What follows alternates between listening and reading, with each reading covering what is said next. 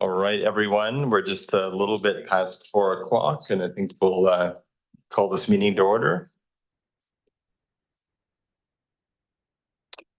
Fantastic. Okay, so as always, we'll begin with the recognition that we're meeting today on the unceded traditional territory of the Comox First Nation, the traditional keepers of this land. And as we work our way through the 94 calls to action, we're going to, we have call to action 55, National Council for Reconciliation. We call upon all levels of government to provide annual reports or any current data requested by the National Council for Reconciliation so that it can report on the progress towards reconciliation. The reports or data would include, but not be limited to, 1, the number of children, Aboriginal children, including Métis and Inuit children in care, compared with non-Aboriginal children, the reasons for apprehension and the total spending on preventative and care services by child welfare agencies. 2, comparative funding for the education of First Nations children on and off reserves. 3, the education and income attainment of Aboriginal children of peoples in Canada compared with non-Aboriginal people. 4, progress on closing the gaps between Aboriginal and non-Aboriginal communities in a number of health indicators such as infant mortality, maternal health, suicide, mental health, addictions, life expectancy, birth rates, infant and child health issues, chronic diseases, illness and injury incidents, and the availability of appropriate health services. And 5, progress on eliminating the overrepresentation of Aboriginal children in youth custody over the next decade. 6, progress on reducing the rate of criminal victimization of Aboriginal people, including data related to homicide and family violence victimization and other crimes. And finally, 7, progress on reducing the overrepresentation of Aboriginal people in the justice and correctional systems. And thank you. And I'll say I see that we have Director Arbor online, and in the room we have Directors McCollum, Minions, Grieve, Grant, Hardy, Morin, and Brown and Wells. And with that, we'll move to the first item, which is adoption of minutes. Bro. It's the August 13 minutes. Any questions on that? Any opposed? Okay, and another set of minutes for the board for August 27th. Moved and seconded. Thank you. Any questions? Any objections to the adoption of the minutes? Seeing none. And we have 2 delegations. The second delegation, Solid Outreach Society, was not able to attend today due to illness, so we'll just have the one appearing, which is Sunnydale Golf Society. And I'll welcome Rick Sheldon to the podium. And if you just tap the button at the bottom of the microphone, I can get you sorted out.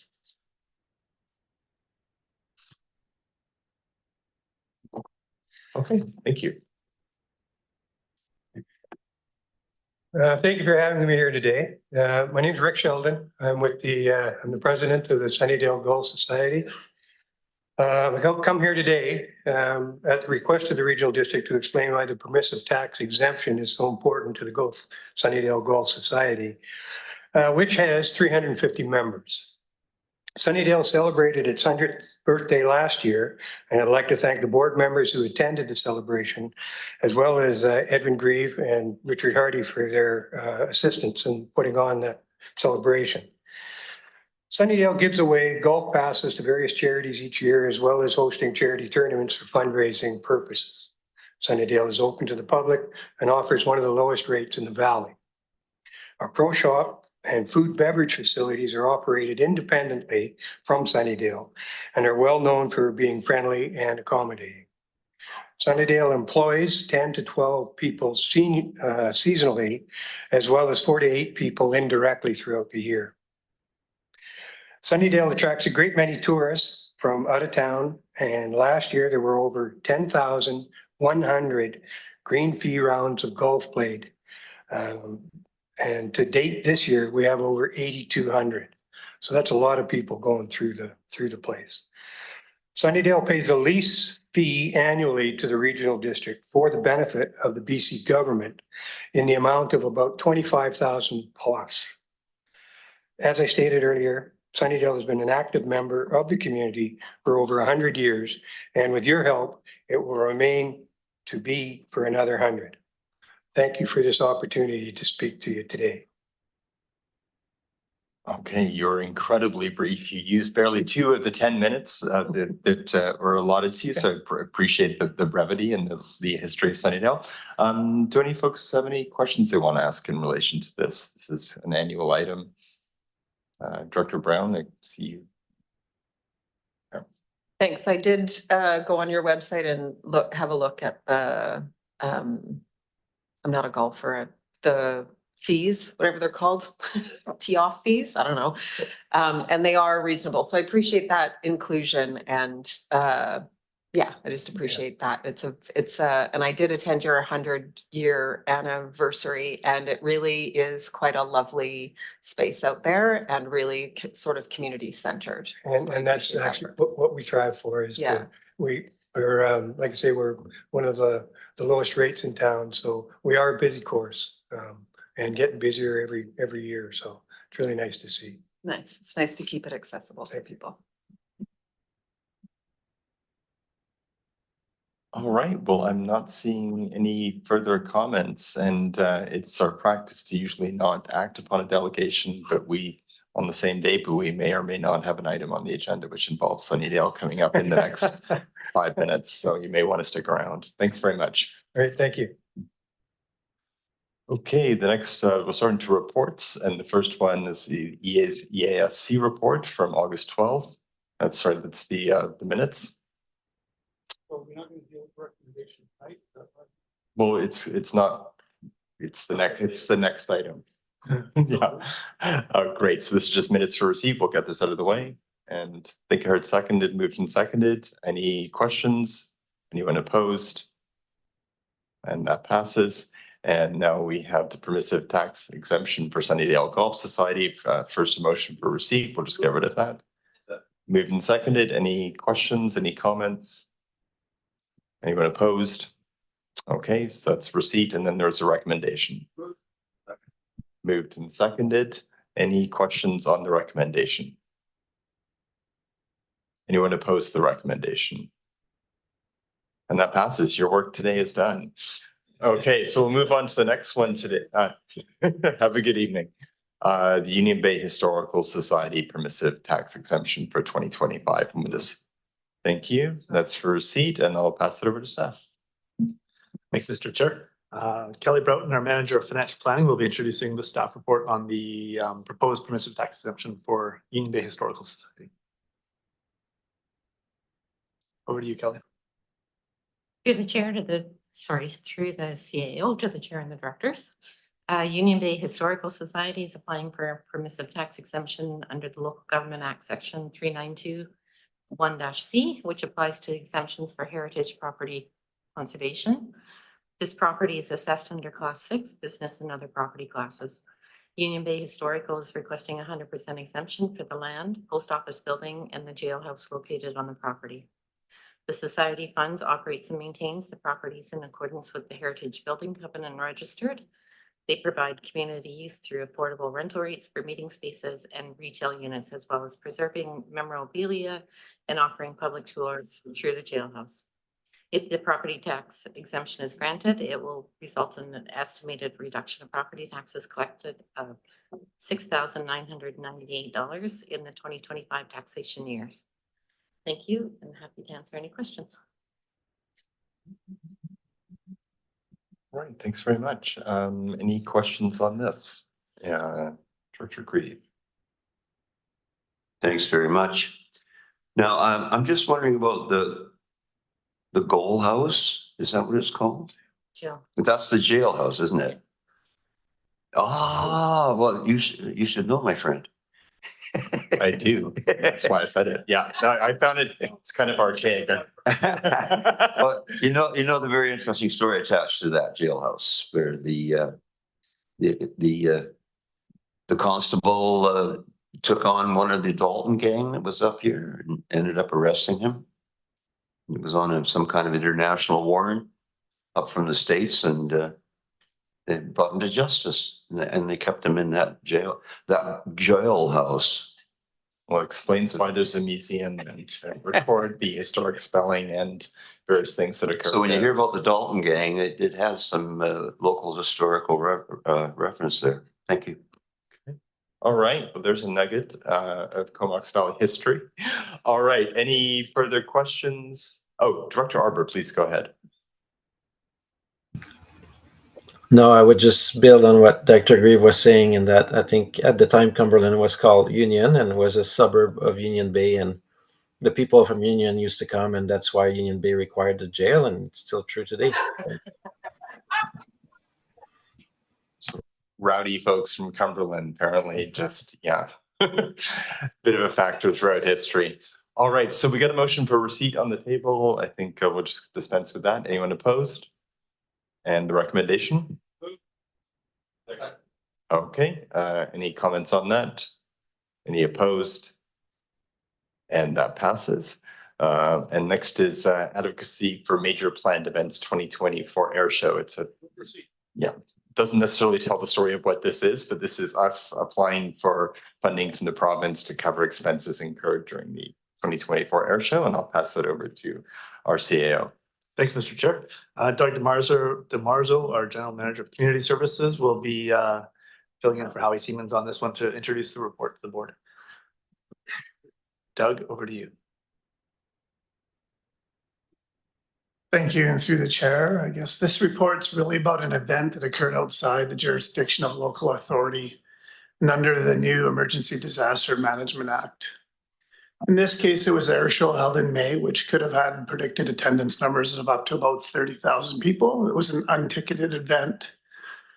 Follow-up meetings with the CVM and Mid Committee, which is Comox Valley Emergency Management. The committee sits with CAOs as well as Comox First Nation representation, supported this report coming forward. Under the new Emergency Management, well, Disaster Management Act, from here on I'll refer to as EDMA, were notes about the responsibility of the local authorities to provide leadership under each phase of emergency management. And this is a change from the act in the past. In this case of the air show, relevant risks were identified early on by multiple partners, including 19 Wing, and mitigation and response plans were put in place for the day of the event outside the boundaries of the air show.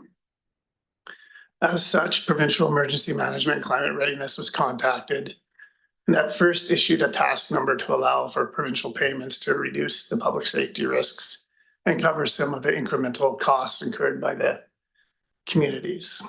It was then retracted and denied.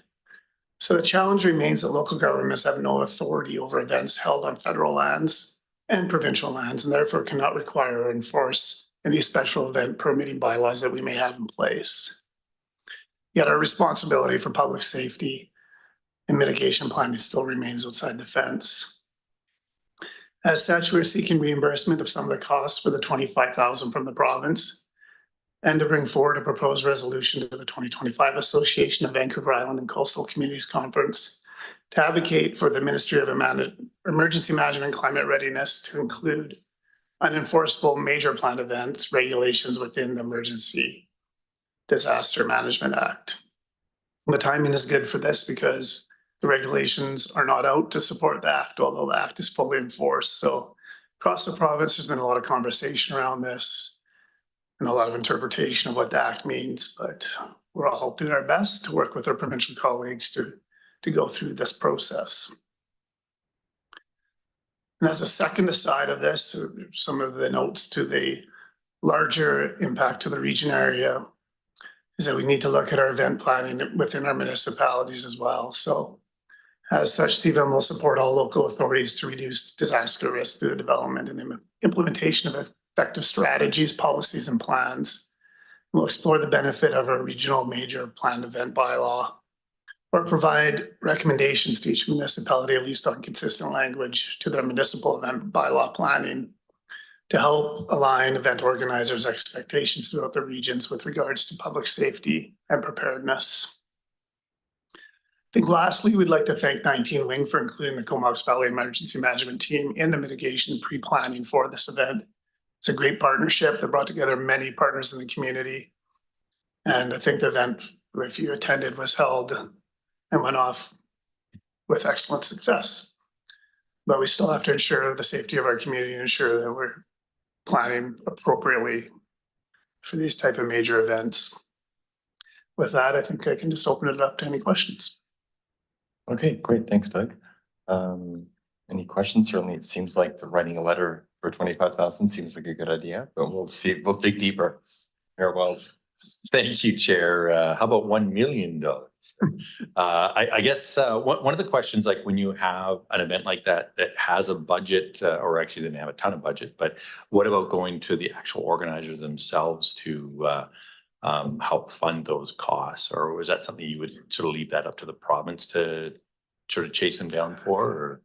Yeah, from the jurisdiction wise, we go through the climate readiness, well, the provincial emergency management and climate readiness, so they have a new acronym as well. Yeah. We go through them, and if they choose to go to the federal government, that's their pathway. So Yeah.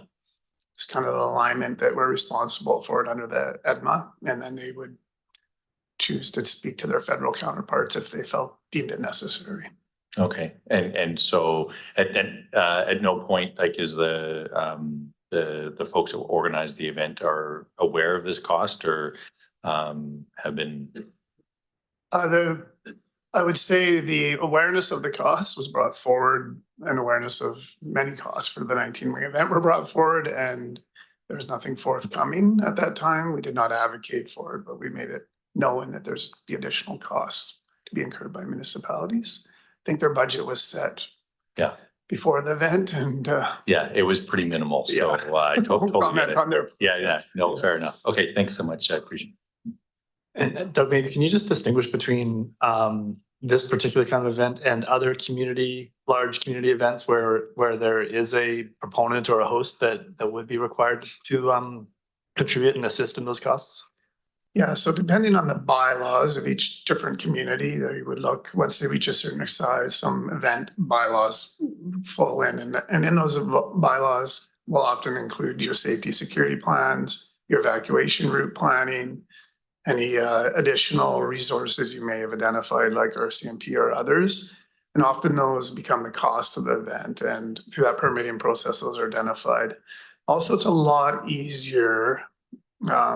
This was a major event, and major events with tickets are a lot easier to identify the risks associated with it, because you'll have a limited ticket sales number, where this one really was basically unlimited amount of people from across North America did and could show up. So it was very challenging to ensure that, they were safe in this environment, and it was could have been very complex with the amount of cars parked throughout that area, and anything could have really happened. Unfortunately, did not. It was very well run and organized event, but lots of challenges there. So all those things get considered through your bylaws, which is why the second piece here is to work with the municipalities just to review their bylaw language to make sure it's consistent, which for the most part it's been successful. Most ticketed events around here are under like 4,000 people a day.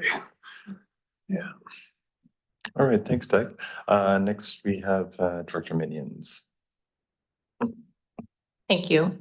I just want a little more information, if possible, on the EAF that was applied for and denied, just from a mayor leadership perspective around the table. I know it was planned in a very short 5 or 6 months, but in general, we were very positive and grateful for the base for the work they were doing. And so now kind of reading this report over the last 3 days in order to feel comfortable voting for kind of that, not knowing that background conversation was happening.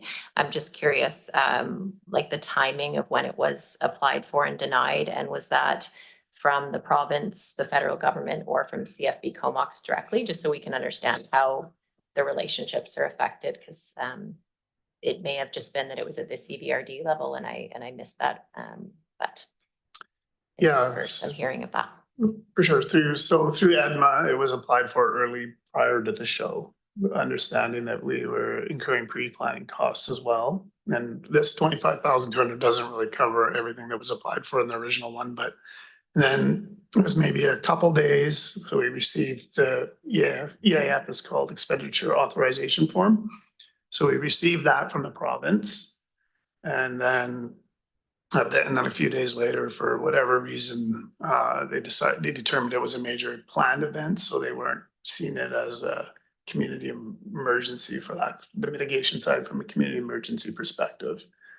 So and they had guidelines from 97, I think, that kind of spoke to that a bit. So it was then rescinded from the province. So that was more or less the timing. I'm not sure the exact day or days between those two, but it was a short time period, both prior to the event. And with CFB Comox, we were made aware of their budget constraints, and we decided as an organizational committee to continue to move forward with what was in the public good. Director Minnies, do you have a question, a follow-up? Okay, sure, sounds good. So next we have a Director Hardy. Yeah, thanks. And just to follow up to Director's Wells' question regarding the event organizer, maybe covering some of these costs. And if I understand correctly, the event itself ran a bit of a deficit there. So I think it would be difficult for the event organizer to bear that cost. I guess the other comment or thought that was going in my mind was I would think that normally when such a big event like this goes on, it's not just CFB Comox that puts the event on, but it obviously has other partners like the town of Comox or the city of Courtenay or other local governments. So I'm just kind of wondering if any of the local governments made a contribution to the air show itself. And if so, then I could see why there's a request there, but I guess where I'm going with this is, again, just recognizing what CFB Comox does for the Comox Valley economically, and in support with regards to emergency efforts. If there's an earthquake or something like that, it's normally our military here in the Comox Valley that steps up the plate to help us. So I just want to make sure at the end of the day, I get and understand the purpose of the recommendations is to go after the Minister of Emergency Management and Climate and Readiness. But I just want to make sure we're careful that we're not suggesting that CFB Comox has to or should have taken care of more of the financial efforts here for the emergency preparedness. Thanks.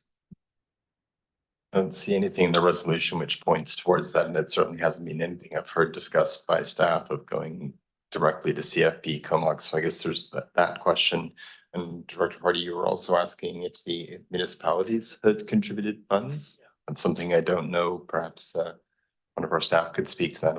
We do have all three mayors if we need to ask individually. Oh, sorry. Again, not trying to be combative or whatever. I was just kind of a little concerned with regards to Director Wells, making this suggestion that maybe, CFB Comox could cover some of those costs that were associated with the emergency management and climate readiness letter that's going out. So I just wanted to make sure we are clear on we're not going after CFB Comox, but with the province. I appreciate the clarity there, and I think it is, as far as I can see, it's exclusively the province who we're looking to have pick up the tab, and nothing else is being proposed. So, yeah, I think that's a bit important to clarify that.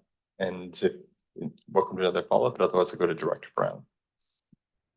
Thank you. I can speak for the Village of Cumberland. No, we did not contribute financially to that event, and we were very appreciative that it was held. I'm trying to figure out what the difference, did they, so they approved and then denied the event. What's the difference between the, sorry, I'm looking for the acronym, the community event and the one that would have been funded? Did they say what the, like you have aircraft that could, like, I think that's different than a music festival. Yeah, music festival wouldn't have been funded either. So their take in the end was that it was a planned event, therefore there was no funding associated with that potentially. So what they're not understanding, so I guess that maybe I didn't explain it well enough, or I probably didn't, because no one quite knows it, but EDMA has basically put these new responsibilities on local authorities to go above and beyond in cases, and it's a concern around the province, especially in smaller communities where they don't even have those resources for any kind of event or even any sort of emergency. In some cases, you know, it's going to create a lot of work and a lot of different expanded scale and scope of what our jurisdiction used to be. We used to be mainly response-based from an emergency management piece, as opposed to the preparedness and pre-planning, which was the full Sendai framework, to get into those kind of terms. But so I think that was the way that the province seen it. And we're saying, well, you're telling us we have to do this under your new act, but you're not supporting us, and we have no jurisdiction over provincial or federal lands. I don't want to say this could just as easily happen at Miracle Beach Park or anywhere else where your municipal bylaws wouldn't necessarily, where they could choose to follow your municipal bylaws if they wanted to. So it's still a major event, and at some point it's community safety, I guess, came to the forefront. Okay, so it was more around the fact that it was planned in advance, Yeah. not the scale or the scope of That's the right. actual event. Okay. And Director Manions, go ahead. Oh, Just to answer Director Hardy's question, the town of Comox didn't have any financial contributions into the air show, but we did have somewhat of a partnership where they came to 2 or 3 meetings to update us, and the wing commander met with the leadership group at maybe a monthly basis, just to go over what the emergency plans were with fire, police, and also obviously the CVRD. So I think the hard part is, my understanding from the wing commander coming and speaking to town and to the leadership group that meets, was that this was a federally requested event from D&D. And so I guess I'm trying to link why we're going to the province after the fact. So it's kind of timing. And there was no ask, from my understanding, to advocate for more funding to the wing commander. So I'm having a hard part with recommendation 1, just because I don't recall that being a part of the conversation over the 6 months. That could have been something we were missing and the base was missing. But I'm not sure if there's an answer to that or not. But if it really was our local 19 wing D&D getting a call from Ottawa saying you guys are going to do an air show this year, I'm not sure how it relates directly, mostly to the minister versus CFB Comox or federal government. So not opposed to looking at what we do in future events, but being that I found their communication to be quite well planned, and that our partnership and in kind really was the police and fire services, from my understanding, I'm having a hard time then linking a yes to recommendation 1. But is there a reason we're not going more on the federal front for this versus province?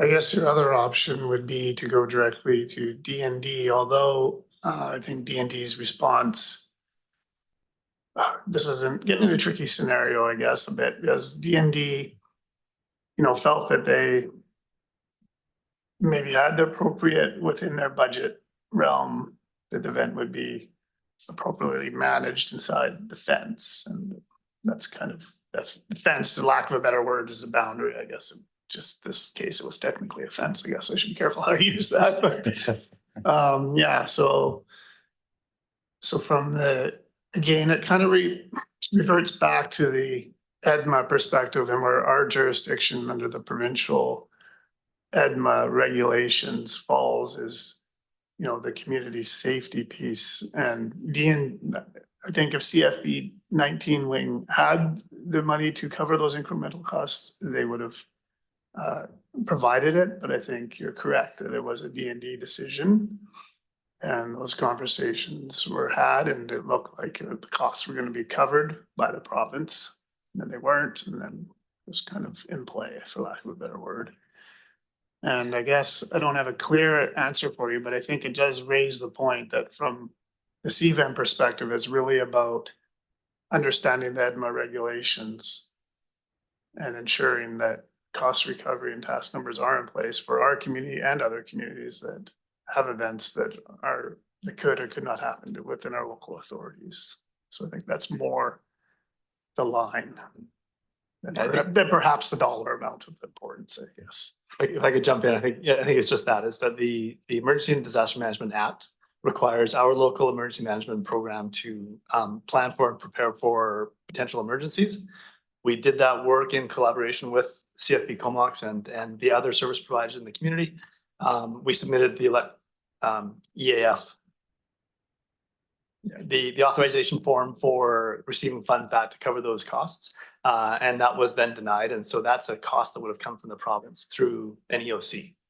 That's because that was denied. That's why we were suggesting we approach the province, the Minister of Emergency Management and Climate Readiness, to recover those costs that were incurred because of that event plan. All right, it's generated quite a lot of discussion. A little bit more from Director Wells. Thank you, Chair. Yeah, I just would concur with Mayor Minion's or Director Minion's comments that there was fairly lengthy conversations and I believe repetitive offers from the municipalities and in knowing how we could assist in the event. And as someone that had brought the technology to allow the 2013 and 2015 air shows to go forward, I was a fairly big proponent of it. And you know, that technology back then was to allow for it to be ticketed. So certainly a different way of doing it. But again, I think that's that strange thing. So I guess the thing is that we're required from the province to do a thing by regulation. So therefore they should pay us to do the thing that they've asked us, or not asked us, told us that we must do. So it's crystal clear in my mind now. So I really appreciate it. Or downloading responsibility, and we need to just ask a little bit of payment to cover the effort. Director Morin. Great, thanks, Chair. Oh, boy, that was loud. Yeah, I think the second recommendation is really important around the piece around going to UBCM and AVICC to try, because this has identified obviously a gap in the new legislation or you know, some unforeseen complications. And so yeah, I'm supportive of this, trying to get this money and to also make improvements to that legislation so that these kinds of things are covered in future, because we, you know, kind of between a rock and a hard place here. We're not able to deal with this kind, you know, there's nothing covered here. So we have to find some kind of avenue. So I'm supportive of what the recommendations are. Thanks. Okay, and I think we have receipt on the table at this point. So anyone opposed to receipt? Seeing none, that passes, and then we're on to recommendation number 1. This is to write the letter. It's moved and seconded. Any further questions? Anyone opposed to that? Passes unanimously. And recommendation 2, which is about sending a resolution to that effect to AVICC, that's been moved and seconded. Any questions on that? Any opposed? And that also passes. Excellent. So now we're going to follow up on the delegation from the Comox Valley Farmers Institute regarding a AgriSpirit Fund grant for a manure spreader. Okay, that's been moved and seconded for receipt. We got it on the table. And who's going to talk to us about manure spreaders? Thanks, Mr. Chair. Lisa Kilpatrick's going to talk to us about manure spreaders. Lisa's our Community Development and Resilience Manager and manure spreader expert for tonight anyways. Well, through the chair to the directors. So on May 28th, you received a delegation from the Comox Valley Farmers Institute. They are interested in purchasing a manure and lime spreader for their equipment co-op. There's a grant available from the Farm Credit Canada AgriSpirit grant funding. However, FCC, Farm Credit Canada, will only enter into agreements with charitable organizations or local government. And that they say that that is because there's no national registry for nonprofit organizations. So it's a due diligence issue on their part. So the Farmers Institute has requested that in the event that they receive the funding, that that the regional district enter into an agreement with Farm Credit Canada to receive the funds on their behalf. The question came from the board in terms of what are the responsibilities there.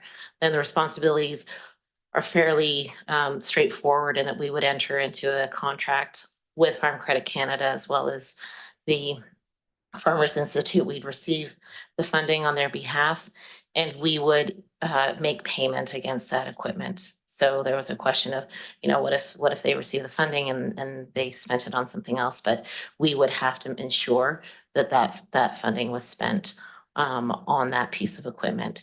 So in totality, it's a pretty minimal requirement on our behalf, and so and the risk is small. We have a longstanding relationship with this organization, and so our recommendation is that we move forward in that event. All right, thank you. So as I understand, it's just a single transaction. Essentially, we would receive the money, we'd ensure they're spending it on a manure spreader, and then, yeah, okay. A lot of heavy lifting there. Okay, any further questions? Oh, Dr. Grieve. I just want to get my dibs in right off the bat so I can cut the ribbon for the manure spreader when it comes. All right, well, I know some of the mayors around these tables have supersized scissors, so I'm sure you could borrow a pair. Okay, so receipt, I think we've dealt with that, and now the recommendation. Okay, moved and seconded. Any questions on the recommendation? Anyone opposed? Okay, and that passes unanimously. And the next item is the Regional Housing Needs Report, and I'll pass this over to Stan. Sure. Thanks, Mr. Chair. Alana Malali, General Manager of Planning and Development Services, will be introducing the staff report and introducing our consultant who has been supporting this work, who is on the Zoom call. So Alana, over to you.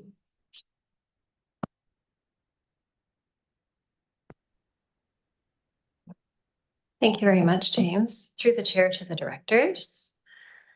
I'm here today, as James noted, to present the final 2024 Regional Housing Needs Report, together with individual reports for each of the municipalities and the electoral areas. This report updates our 2020 housing needs work and fulfills our obligations to assess need and supply under the amended Local Government Act. The housing needs reports are intended to provide a picture of the current and anticipated housing conditions across our region and are to be used as an input to decision-making on land use applications and the development of official community plan policy. These reports include community-specific data where available on community profile, housing need, and a gap analysis. Detailed findings in this report will be presented momentarily, but I would like to leave you with a few takeaways that you might consider as we soon hear from Andrew. Analysis of this data supports the regional districts staying engaged in a regional approach to affordable housing initiatives. I think you all have experienced yourselves, or certainly have heard from your constituents, how integrated our housing market is across the region, with residents moving across jurisdictional boundaries in order to address their housing needs. This board's commitment to intervening with direct resources towards affordable housing, and particularly deeply affordable housing interventions, tracks with the findings of this housing needs report. So you're on the right track. I would suggest too that this board's continued investment in transportation alternatives, such as public transit and multi-use active transportation network infrastructure, provides an indirect contribution to the work that you are doing to provide affordable housing in the community. And certainly transit and active transportation infrastructure are within the wheelhouse of local government. Your investments can have significant positive impact on a household's bottom line, insofar as those transportation costs are the second greatest costs for households. So with that, just remembering that it's important to remember that there are a range of ways that you are contributing to household affordability across the region. And I say all of that because these numbers are very daunting. If you've had an opportunity to look at the reports, either this regional report or the specific reports for your communities, you might be left feeling rather frustrated and perhaps hopeless. And I know that many of you are hearing and depressed. And I know that many of you are, if not experiencing those frustrations in your own lives or those of your loved ones, but you're certainly hearing it from your constituents and neighbors and your friends. So know that now that we have this data, we will use this work to inform our subsequent recommendations to you regarding land use, infrastructure, and financial decision-making, so that you can use the data as the basis for your action to have impact in our community. Without further delay, I'd like to welcome back Andrew Scanlon-Dickey, Division of Planning Manager with Turner Drake and Partners Limited. Welcome Andrew back to this table to provide his findings and his analysis and be available to you for questions that you might have. Chair, over to Andrew on the screen, please. Thank you. Okay. Thank you very much. Just mic check, just to make sure I'm coming through okay. All right. Coming through great. Excellent. Is there a preference of whether I share my screen or would it be preferred to control from your end? If you can do it on your end, that's Fantastic. great. And if not, let us know. Yeah, I will try it right away.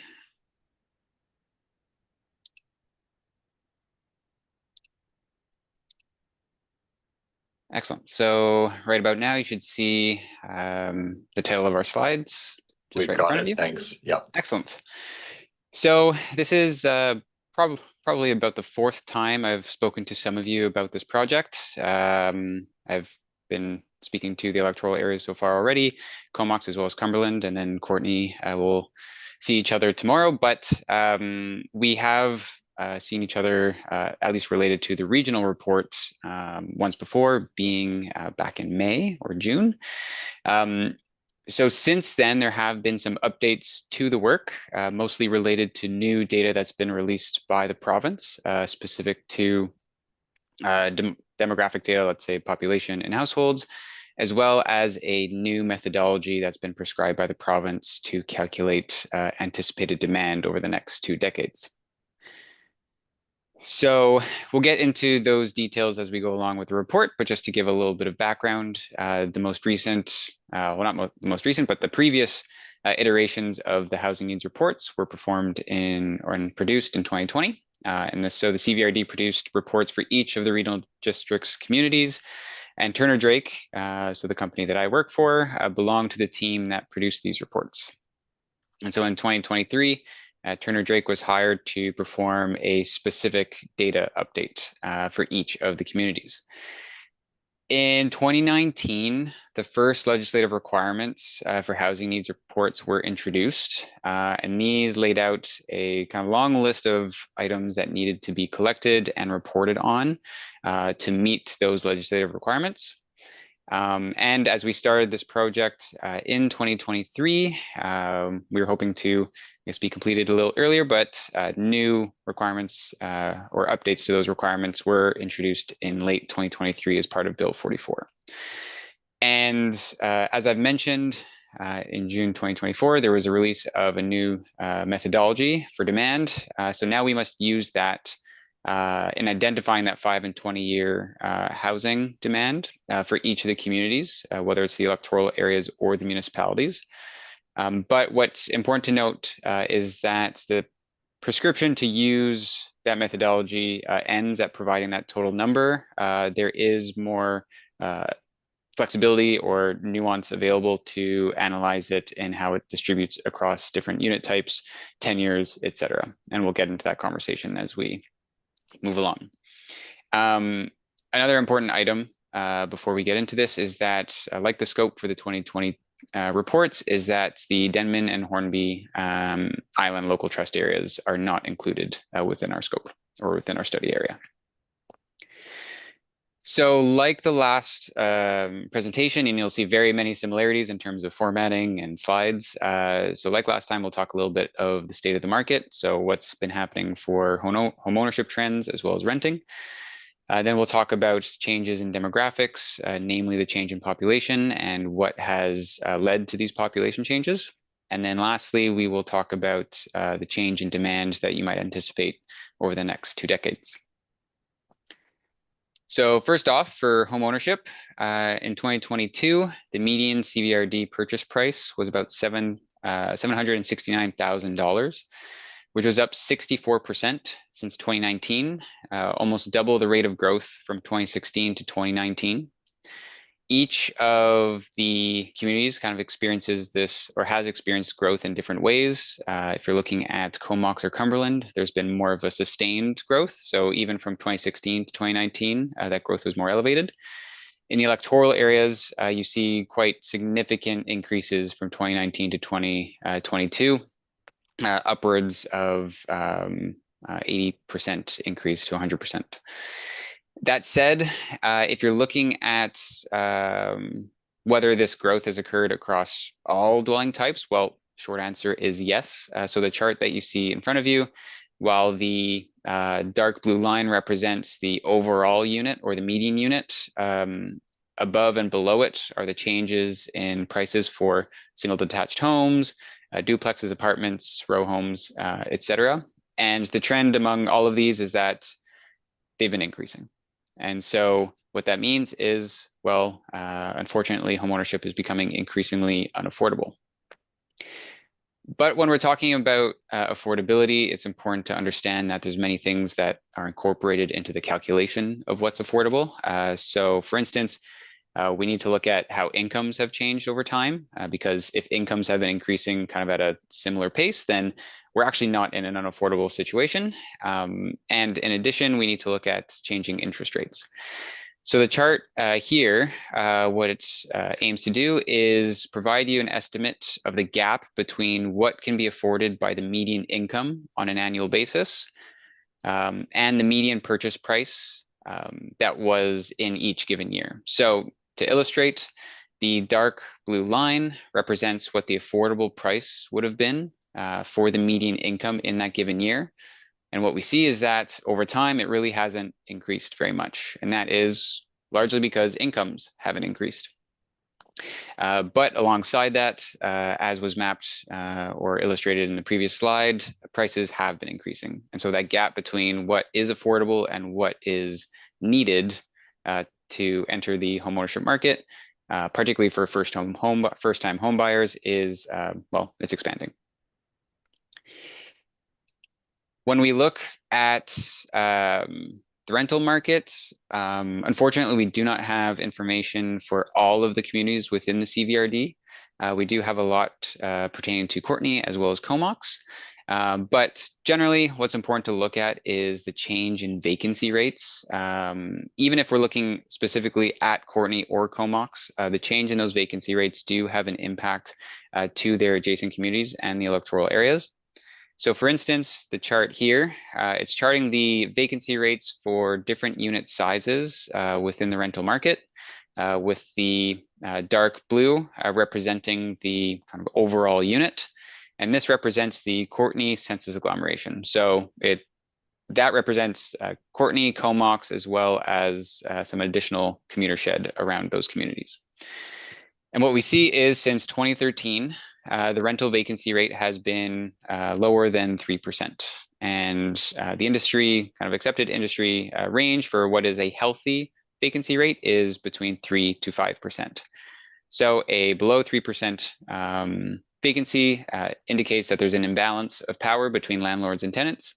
Effectively, tenants are required to compete much more, and thus landlords are able to price their units higher. So while this is for the Courtenay census agglomeration, what this means is that if folks are having less supply or must compete for units within these areas, it does force them to look for alternatives in other communities, such as Cumberland and the electoral areas. And so those declining vacancy rates for a region that's so interconnected means that those vacancy rates over time will start to decrease within those adjacent communities, because as folks look for alternatives, those alternatives in those communities start to be taken up, and then they are not available anymore. So what we're seeing, low vacancy, lower supply in the rental markets, and we're also seeing homeownership prices drastically increasing. Another important item to speak to, while we don't know the exact impact short-term rentals have on markets, we do know that they have an impact. And so for the CVRD, short-term rental units are continuing to grow overall. And from 2019 to 2023, the region saw an expansion from about 1,015 units to about 1,465 units. And during that time, there was also no expansion of total commercial short-term rentals. So this increased from 565 to 795. And so the chart below is showing the percentage of short-term rental properties that may be deemed as commercial. And alongside that, you will see as well the total volume of commercial short-term rentals. And what's deemed as a commercial short-term rental as part of our analysis is an STR that has been made available more than half the year. So therefore, it can be perceived as having more so a commercial use than a residential use. So therefore, it's not being used for long-term tenancy. So we could say, though we can't firmly commit to it, but potentially at the upper end, 795 units could potentially be returned to the rental market if short-term rental, if let's say those commercial short-term rentals were converted. In actuality, based off of some work done by McGill, as well as some other research in other communities, you're probably looking at more kind of 20 to 40% of that. Though obviously it depends by community. All right, so that's a little bit of a glimpse into the market, but how has that market changed relative to, or how has the population changed relative to those changes in the market? Well, in 2021, the estimated CVRD population was about 71,300 people. And there's a little asterisk on people because, once again, the island trust areas are not included in this number. And this represents a 9% increase from 2016, which also represents an increase of 5,715 new people. Projections for the CVRD suggest that it may grow to 92,790 by 2041, which is equal to about 21,490 new people. So that's about an increase of 30%. And so the chart below represents this growth for each of the communities. So you'll see in the dark blue, that's what the population was in 2021, with the light blue representing the net new change over those next 20 years. And notably, while there's going to be increases across all communities, specifically Courtenay and Cumberland are going to potentially have an increase of more than 40% in terms of their population. Whereas Comox is just above 20% and the electoral areas are hovering around 15%.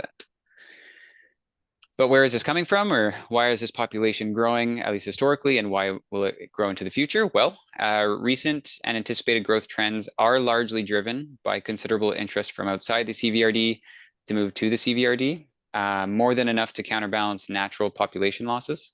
So the chart you see in front of you, the dark blue represents the net difference between births and deaths in a given year. And so with an aging population, the unfortunate relationship between that is that there is greater deaths that are occurring.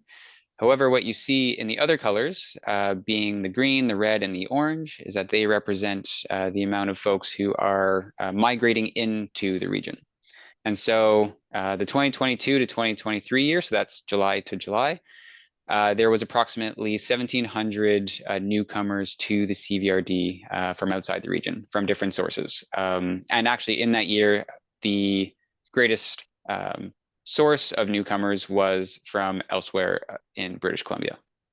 And so we're seeing that this isn't only happening within the municipalities, but it's something that's also happening within the electoral areas.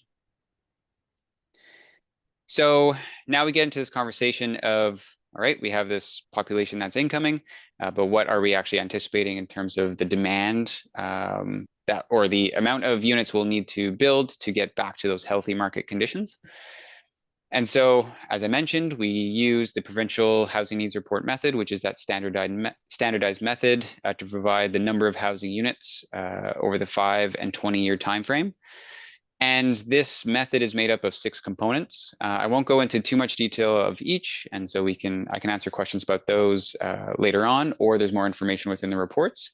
But each of these components are the units needed to address homelessness, the units needed to address extreme core housing need, suppressed households, anticipated growth, vacancy deficits or deficits in rentals, as well as what the province deems as the demand buffer, which is very briefly a ratio or a rate at which the province I guess increases the amount of dwellings that may be needed by community, specifically by municipality. And so when we look at all of these elements, we see that over the next 2 decades, being by 2041, because the calculations use a base year of 2021, and that's required. And that's why we report the population demographics, or that the change in population, also to be 2021. But I digress. What we see is that over the next 20 years is that there may be a total demand across the regional district of 17,750 new units.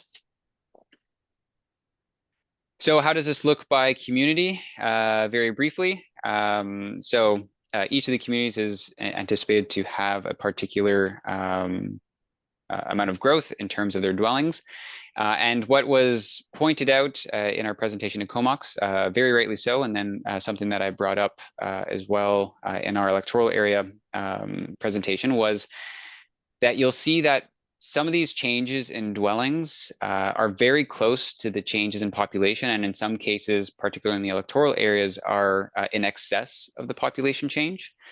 So it's important to note that the province, as part of their calculations, what they're also trying to do is elevate the amount of units demanded in order to bring us back to a healthy market condition, which means that to bring us back to the healthy market condition, which they consider to be around 2006, and to bring it back to those affordable conditions, they think, or they are anticipating, that we'll need to build more, adding more supply so that you're able to catch up and even surpass demand. And so that's why in some of those communities you see that they're more elevated numbers. So as I was mentioning, we're only required to follow that H&R method for the total units required over the 20 years. Where there's a little bit more creativity is how we allocate those units by unit size, tenure, and by housing form.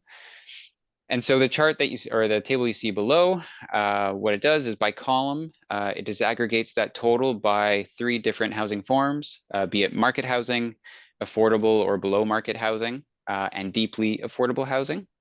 And what we see is that while most of that near 18,000 unit demand should be covered by market housing, it is clear that there's going to be a demand for affordable to deeply affordable options. And this is related to low income and very low income analysis performed by the Housing Assessment Resource Tool coming out of UBC. So we adopted their methodology into our calculations. And so when you look at these numbers, you'll also notice that the distribution of unit size differs, whether it's a market unit or an affordable market unit. So the market, we base this mostly off of preference, based off of historical data, whereas the affordable and deeply affordable units, those are more based off of national occupancy standards and like the basic needs to provide affordable shelter, affordable and adequate shelter. All right, so to wrap things up, key takeaways, and Alana, very rightly so, and very well said that, very well introduced a lot of the takeaways that I'm going to share. So my apologies for the repetition, but she likely put it in a much more eloquent way than I will. So At its most basic, prices are dramatically increasing, and it's happening regardless of the community. And while the increase can be largely attributed to local supply and demand dynamics, a good portion is also due to factors outside a community's control. And I mentioned this in each of our presentations. We couldn't have anticipated the pandemic. We couldn't have anticipated the roller coaster that we had for interest rates, inflation, and just generally demand. So these are things that you can't really anticipate or control, obviously, at the local level. But what can be done or what's within the control of local communities is their capacity to be flexible in the provision of several forms of housing. So allowing for several forms of housing and making it easy to build several forms of housing. In a conversation we had yesterday with Cumberland, it was rightly noted, though, that this is only one side of the table. So what's important is that communities make it possible for folks to build housing, but on the other end, there also obviously needs to be that demand to build housing.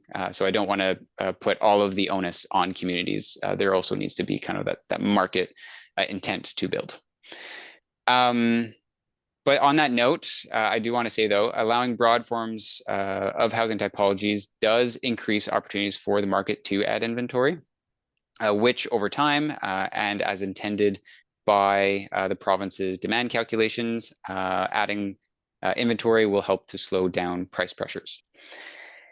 However, regardless of how much is built, there will continue to be many households that cannot afford housing, specifically those who are in low and very low income brackets, as well as those who are most vulnerable.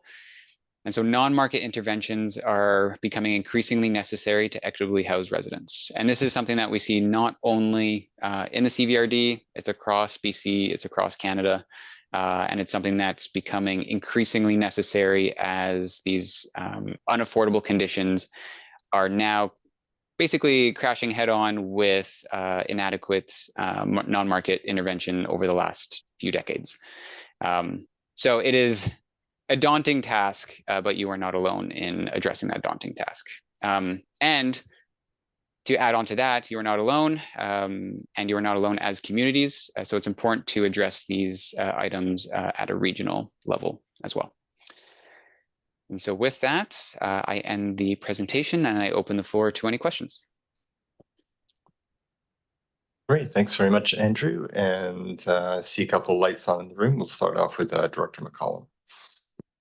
Yeah, thanks for the report, Andrew. And yeah, there's a lot of information to digest in this report. A lot of charts that some of which I could, see a purpose immediately for decision making, and other stuff. It seemed more background, and I understand that there's a standardized approach that we're using. So I wonder if that's partially why some of it seems more informational than others. But something that for me, I would like to have a better sense of is kind of where we're at. Like the base year is 2021. So we have 3 years of actuals that exist in records in our municipal halls and at the regional district. And I reading through this report, I don't really have any sense of where we're tracking in terms of, what's been approved in our region and what's been built since the base year. And also it would be really useful to know the mix, like, out of a demand for apartments and townhouses, how much of the new stuff is in that housing type versus single family homes versus bedroom mix. Like, that's the part that I would really like to have a better grasp on, especially when we're looking at new applications that are coming up at our various tables. And so I'm not sure if that's something you can answer, or it might be a question for Alana. But for me, that's kind of the high level takeaway that I'm looking for when I digesting a report like this. And I'm still kind of left wondering what the answers are there after going through this. Yeah, that's a great point. And in our original iteration of this, so back in May, we did have conversations or discussions about supply and that demand. So how has supply kept up with demand over the last few years? And in this newest iteration, that's not included, largely because of that new methodology change. And we weren't sure from the province in terms of what they expected. However, I will say, as part of a housing needs document, really the biggest intent of a housing need document is to provide that need. So what do we need to do? And yes, it does fall short in terms of like the solutions and where we've been tracking. But I think what's great about the housing needs document is that it is that added tool and that kind of puzzle of tools that need to be used together, or that group of tools that need to be used together. So these in the hands of local staff, they are the ones who know this knowledge kind of through and through. And they're the ones who are able to track, okay, how are we looking on a year-to-year basis? We know what's on the docket in terms of like applications that are coming in. We also are hearing through the grapevine of other applications. So that there's a lot of staff capacity in order available to, I guess, answer those questions. Not that I want to download that responsibility, but what's great about the housing needs reports is that it is an iterative document. We performed it in 2020, we're performing it again, and it's going to be required to be performed yet again. And so alongside that, it's that iterative process of, are we tracking about on course with what's been reported to be demanded? And that's something that can be reported more regularly by staff. Yeah, that's helpful. And I guess maybe that's work that that we can ask of our staff going forward. The other, I mean, this has come up before, that 2021 as the base year is a challenging one, because a lot of the income and there's a lot of statistical anomalies that came out of just the fact that we were coming out of COVID.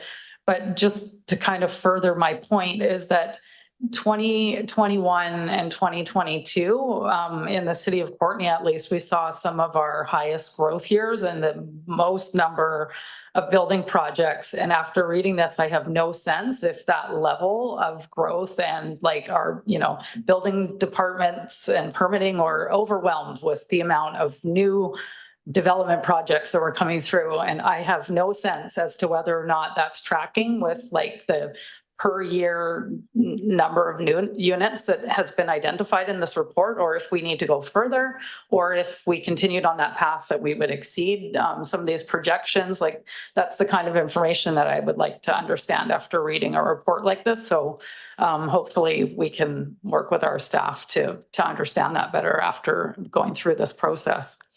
Yeah, and I also do want to say for the city of Courtenay, I'm presenting to you folks tomorrow, and I believe in reading the report or the staff report alongside our submission of the report, there has already been efforts in calculating like where have we been and what have we done over those past few years, and where might we be in the future. So I believe so. On that note, I do believe staff have already started to think about those factors. Through Mr. Chair to the directors, exactly, Andrew, Director McCollum, we have started that number crunching, and Courtenay staff, kudos to them in the report that they're presenting tomorrow evening. You'll see that, yay, Courtenay's on track over the last 3 years of those concerted efforts to respond to the need. And then in the electoral areas, I do want to offer a little bit of a caveat on some of these numbers, and Andrew might be able to speak to this as well. The really important piece that I think the real digging work that staff has to do is not just to make recommendations to you about supply. We need to really dig in and work as a region about what is the right supply, which community is in the best position to provide which kinds of units. So for example, we know that in unserviced areas, we're not subject to the small scale multi-unit housing regulations, and that's very purposeful, very difficult for electoral areas to be contributing any kind of multifamily in an unserviced area. That will change, of course, when our settlement nodes are serviced, and then we will be a bigger player.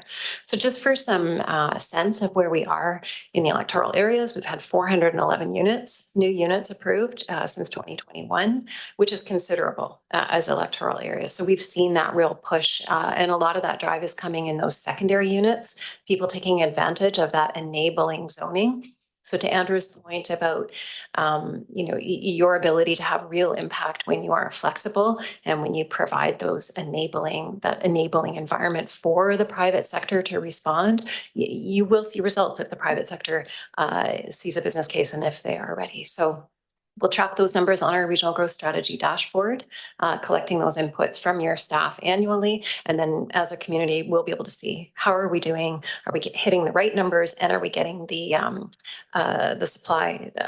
correct supply distribution of unit types? Thank you, Chair. Great. Thanks for that elaboration, Alana. That's really helpful to know what the methodology is going forward. Director Wells. Thank you, Chair. And yeah, kind of to follow up, I think the idea of right supplies is a good thing. And I think, with the previous needs assessment, there was a sort of a number thrown out, like sort of an aspirational goal kind of thing. I think for Courtney it was around, I think it was under 250 or so per year. And so that's kind of what we went to our staff as a goal. And I from 2018 to 2022, we did about 1,600 units. So we far surpassed that. Last year, 726 units. So again, I think, and I'm trying to parse that information out of this report, and I'm having a harder time seeing how that fits, and sort of looking at, like, if we say we need this many units by this year, but really how many should we be going for per year, and thinking that will accelerate over time just as more need is required. But I just have to commend the amount of detail on, single family, the different income streams and those kinds of things that I found really exceptional in this. But like I said, just when trying to come up with a goal, and we have a harder time with the market, like to say you're going to make it this much money or that much money. But I think this report really, will help staff when they're articulating these conversations with developers to say that this is where the need is. So, but it is that unfortunate simple number of this many units per year. I think I found in the previous report was really nice to kind of go, okay, well, this is something as a municipality we can say, can we get to that number? So thanks. All right, thanks, Director Wells, and we'll go to Director Morin.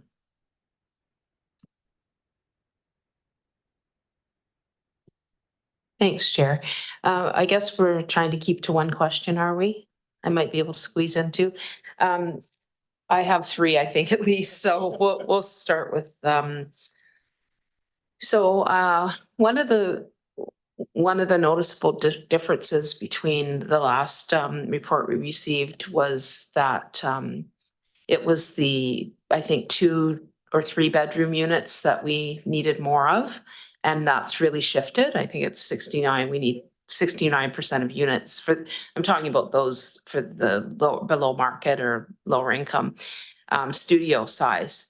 And I guess I just wondered what you think the reason for that is. Does that mean that we've been super successful, like creating those 2 to 3 bedroom units and we don't need as many, or we have people coming into town that I guess I'm just wondering why there's been such a significant shift between going from needing more of those larger units to the studio. So that's the first question. Thanks.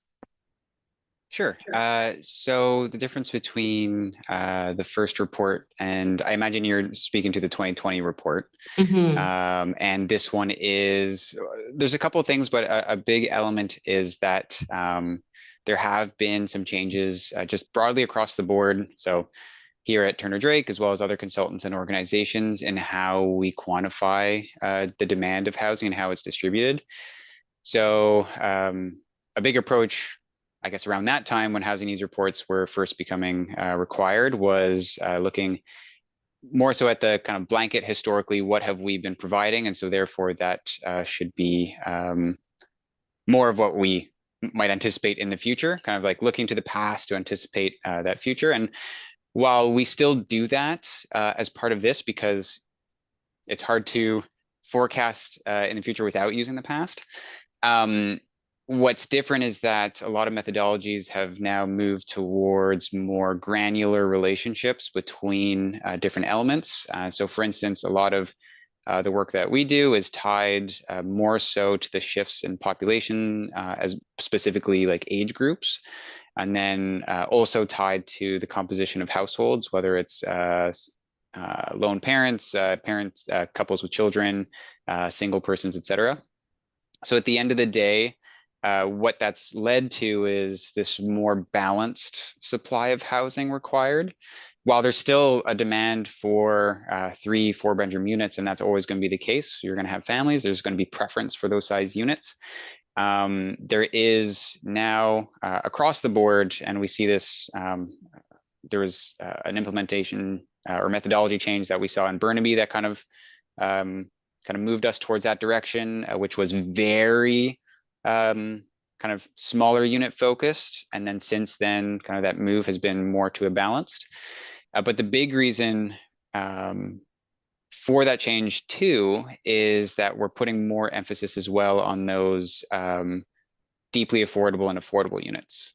So kind of breaking them out and determining or estimating what would be best, or not necessarily best, but what is needed to at least meet their minimum need. And so when you're basing things off of national occupancy standards and like the minimum amount of bedrooms required, and not necessarily take into consideration preference that would be more so in the market, then you start to have more emphasis on smaller units. Okay, thank you. Yeah, it's interesting because I've noticed a lot of advertising online for 1 bedrooms in houses. So maybe people are realizing that we need more of those rooms in a house for rent. However, those rents are huge, very high, you know, for a room in a house, it's like 1,000 plus, which is, yeah, totally unmanageable for most people who are in that situation. I can probably try to combine the other two questions, and it's really about how we kind of, I guess on the preventative, proactive side, as well as on the opposite end after the fact. So in terms of folks who are precariously housed, the 2% very low incomes, I think the quote in the report was vulnerable to changes in housing circumstances. I guess I'm wondering, we don't really have any way of capturing that in terms of trying to be preventative. So someone could be really struggling with their housing, unless they're, you know, maybe on income assistance or something. Like, we don't have a way to help prevent them from losing their housing. So I guess I'm just wondering if there's any work being done around that. I mean, I know for folks in that situation, we do have the rent bank, but that's only a one-time loan. It has to be paid back, even though there's no interest. Like, I guess I'm wondering what we're doing to try to capture those folks, like to try to identify who they are and see what kind of strategies can be in place for people like that. I don't know if this is a better question answered by Alana, or are you speaking more kind of broadly at a kind of federal level? Yeah, I guess I'm just trying to figure out how we incorporate that in our housing. If there's anyone collecting that data in terms of those circumstances, we have our local coalition to end homelessness who knows that there are people being, in the point in time count, we know those people are being captured in one way, but we're not really doing anything about, I mean, not saying that we as local government have to do something, but I also think that it's all well and good to count these people, but what are the strategies that are actually helping them in their precarious housing situation? They're paying rent, they're probably working, their rents are going way up. Then they have a crisis and they're basically at risk of being on the street. Right. I can answer. Maybe Alana has more of a read on that. Perhaps, Chair, Andrew, I could help a little bit on that one. Sure. I think there's two pieces, and Andrew can speak to the piece about how they're tracked. So that extreme core housing need, those folks who don't have any other options and they're paying more than 50% of their household income on their units. I think that's a pretty good measure of the number of folks out there who are very precarious. You know, that's sort of one life-changing event away from potentially losing their housing. But you'll also recall that we're doing a significant piece of work on homelessness needs assessment and a community plan. So I'm making eyes at Lisa across the room here, but I think that your question around what are we doing, what can we do? I think that when we come back to you later this fall to identify some of the strategies, I think you'll get a sense of what could be the role of local government in meeting people where they are and really parsing out what those needs are and maybe who needs some different types of intervention. Lisa, from across the room, is there anything critical that I'm missing that you would want me to speak to? Yeah. And I guess probably that poverty reduction work plays into that as well. Like what are other things that we can do to alleviate those pressures on those households? Yeah, thanks, Director Moore. And I think it absolutely does. Those were those game changers that were identified in the poverty reduction. And so at the outset, I talked a little bit about, you know, the investments that you're making in transportation. Certainly the community has invested in childcare, those other line items that are really foundational in a household's budget. But Lisa, anything more on the community plan? Sure, through the chair to the directors. At the last round of the homelessness support service funding, the board approved that funding could be used for immediate needs. And 3 of the 4 projects did have components to assist in maintaining housing. So there are services that are out there. I would say it's definitely a need that's been heard, and the services are responding to that. And we have services that are also hiring on tenant support workers. And so one of the key roles of those staff is to ensure that housing is maintained. So it's definitely a recognition in community, and the HSS funding is supporting that. Great, thank you so much. And I'll just wait with my other question. Thanks. I don't see any other lights on. So if you want to just clear through that last one, then we'll wrap it up. There you go. I just didn't, I just thought I'd wait just to see if any other lights went on. My other question is around the short-term rentals. I know the province has put in the new legislation around that. I gotta go back to my note here. But again, this is a question around do you know whether the province is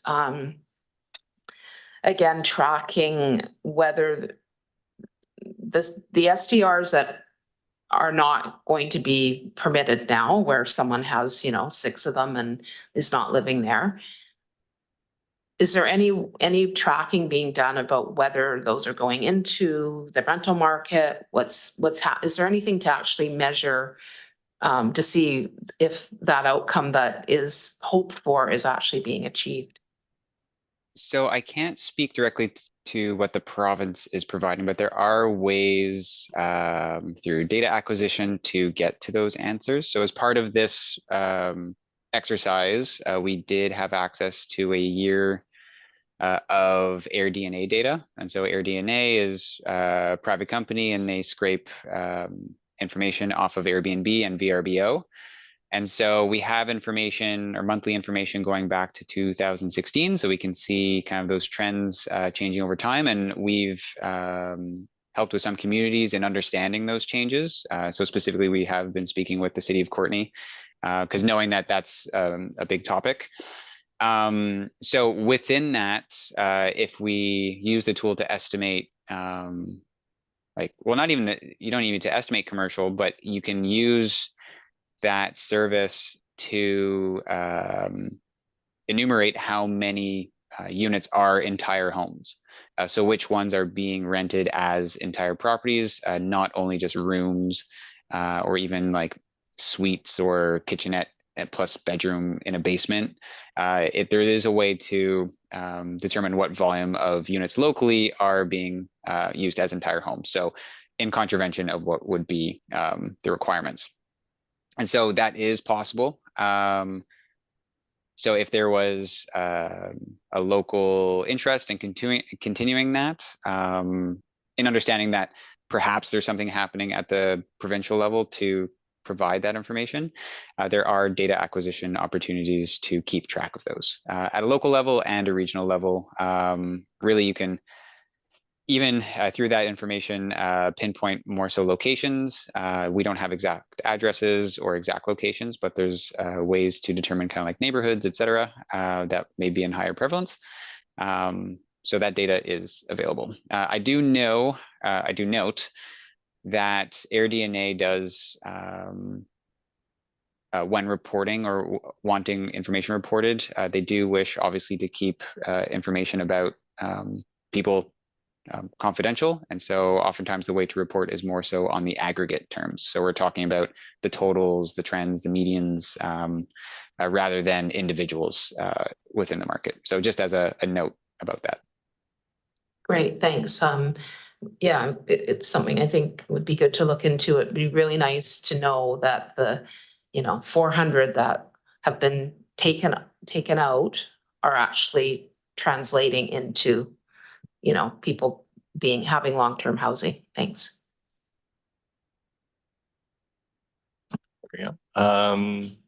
Great. Well, it's been a really robust discussion. I don't see any further lights on, and we're currently on receipt. Anyone opposed to receipt?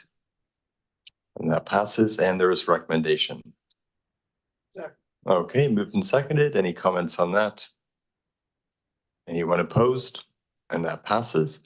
And next, I'll pass it over to our CAO to talk about the proposed risk management policy updates and revisions. Thanks, Mr. Chair. So just a really brief report here to introduce or to recommend that the staff be directed to undertake some work to update its risk management policy. The board adopted that policy in 2001, and it was updated in 2020, but with just some minor administrative changes.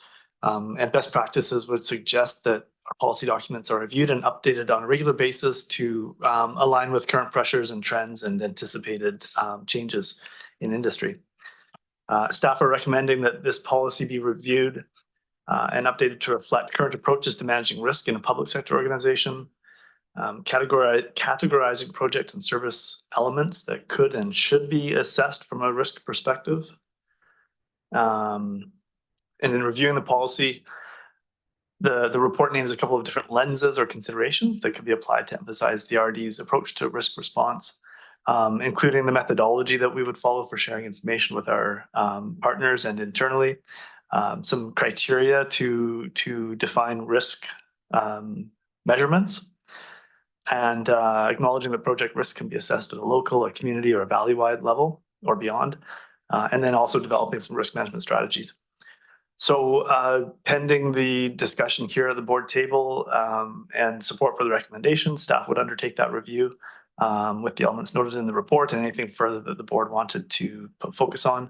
I should also make reference to a risk management program overall would include not just updates to this particular policy, but also other policy or procedural updates, such as ones that you've already considered through your financial planning processes, investment tolerances and strategies, and other actions that can have results on social impacts and environmental impacts. So like I said, a fairly brief report, recommendation to proceed with this review. And if the board has any questions or wants to provide any further direction around the lenses that you'd want to be undertaking, then we can certainly incorporate that into the work as well.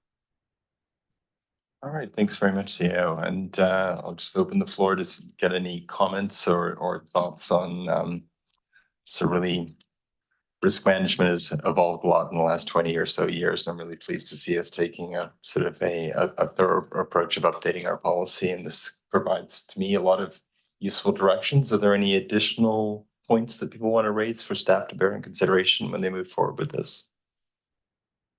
Okay, well, that's well done. It's always great when that's well satisfied. So this is for receipt right now. Anyone opposed to receipt? Seeing none, and the recommendation. Okay, thank you. And seconded. Any thoughts or observations on the recommendation? Okay, anyone opposed? And that passes. Next, the procedure and remuneration bylaws, some administrative updates, and I'll pass that back over to James.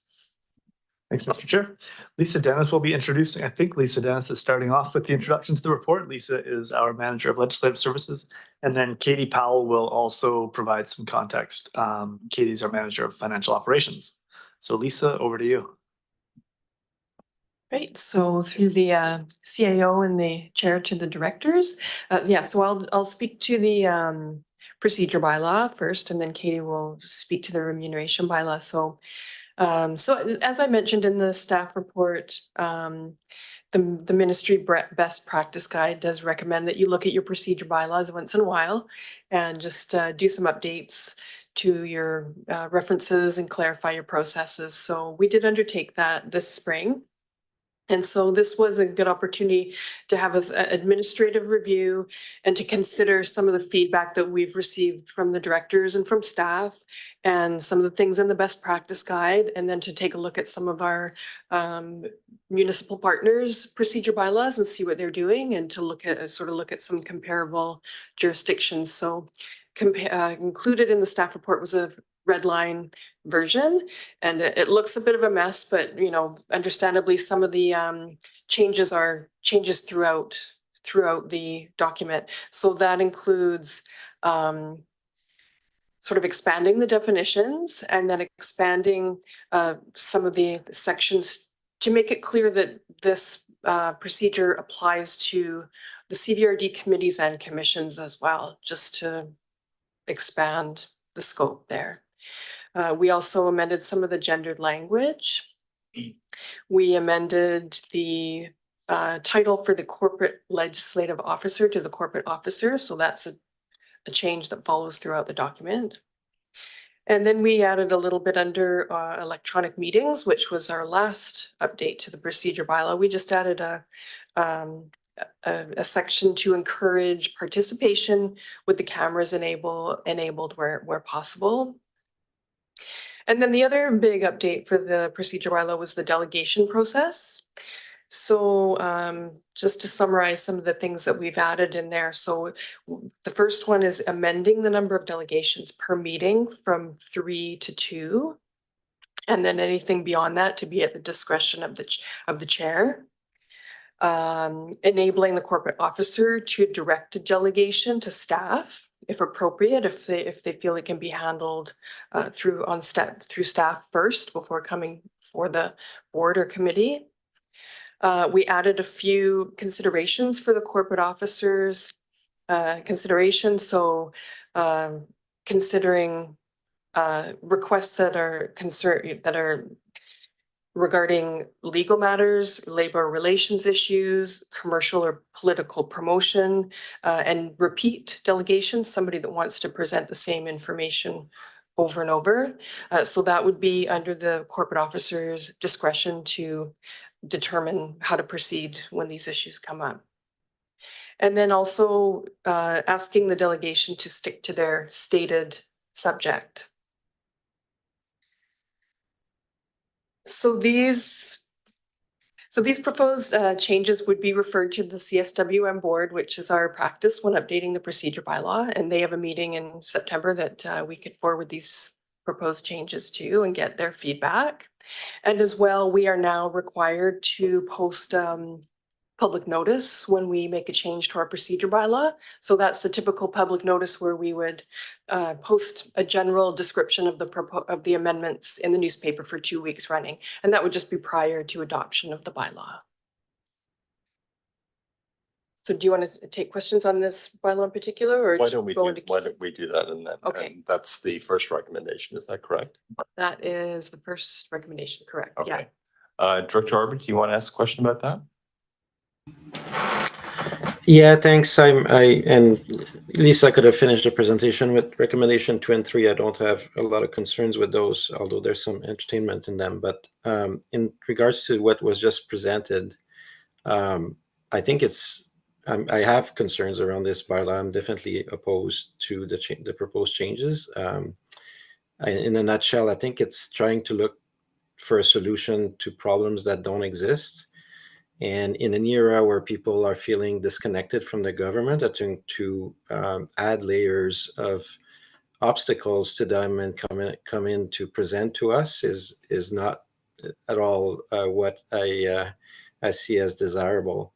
So, for example, yesterday under this new bylaw, the corporate officer could deem that a delegation that is not linked to on a topic that is not linked to our jurisdiction could be rejected by the corporate officer.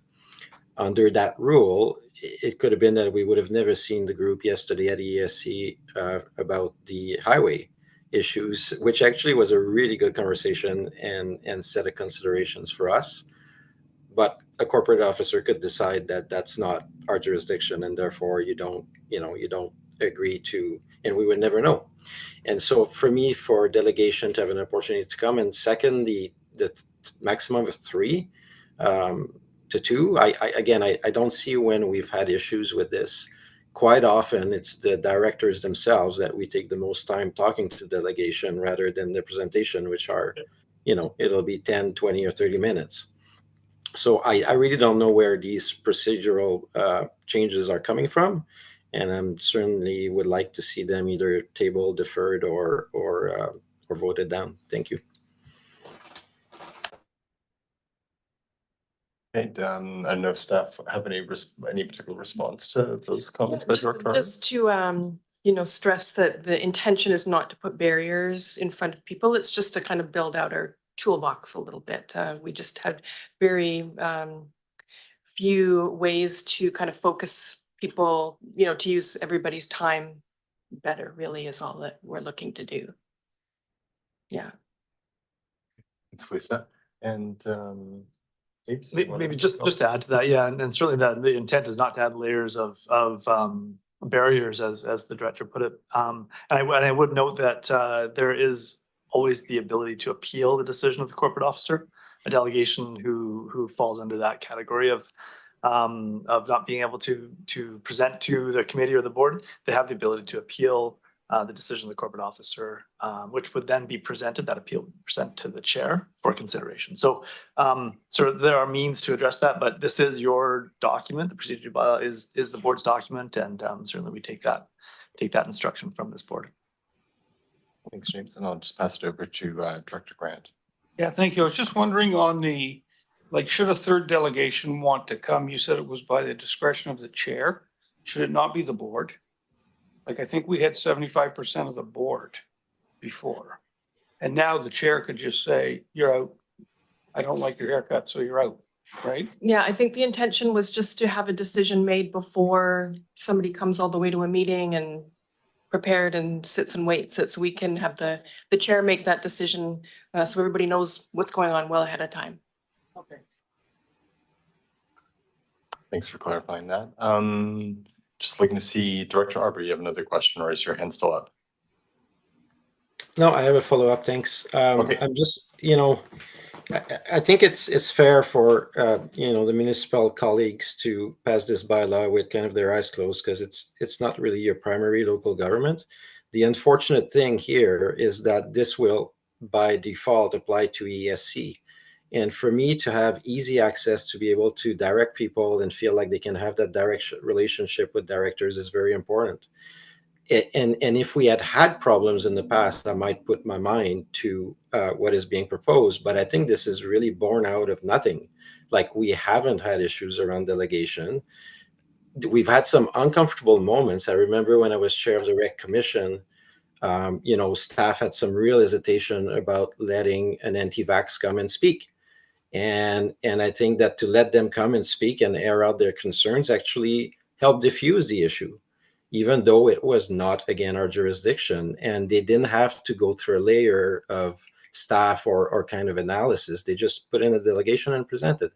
So, I really think we shouldn't do that, especially because it will affect EASC and the accessibility, in my opinion. I know staff has a different take on that, but for me, open access to your elected officials and being able to delegate is the most direct form of democracy that you can have, other than our delegated authority, in addition to our delegated authority. So I'm definitely still against that. Thanks, Director Arbor. And if you wanted perhaps to give some thoughts to any specific changes you wanted to see that could remedy the concerns you have, we'd be open to hearing those. But for now, I'll go to some of the lights in the room. Okay. Director Brown? Thank you. Being one of those municipal directors, my eyes are wide open. Thanks. And I do appreciate your concern around limiting delegations. I think one of our primary roles as governors is to listen to our residents. And so any barriers to delegations should be limited, absolutely. And I think there are times when there's not where people go directly to a delegation because they haven't they haven't even asked the question of staff, and a concern can be easily responded to effectively through that mechanism without them having to come and stand in front of council. So I wonder if there's a solution in having the chair be notified if the corporate secretary is deferring a delegation or refusing a delegation in some way, the chair of the commission or the committee or the board, so that there is that governing eye on it. But I know many times in the village, we have had people who want to do delegations, really just need an answer from staff about a simple question, and they don't actually need to go to their elected officials. They just misunderstood or whatever. Thanks, Director Brown. That's an interesting potential fix to have it go to the chair. So this notification of the decision by the corporate officer. Jake, you look like you might have something to say. Do you want to put your mic on? Okay. 14.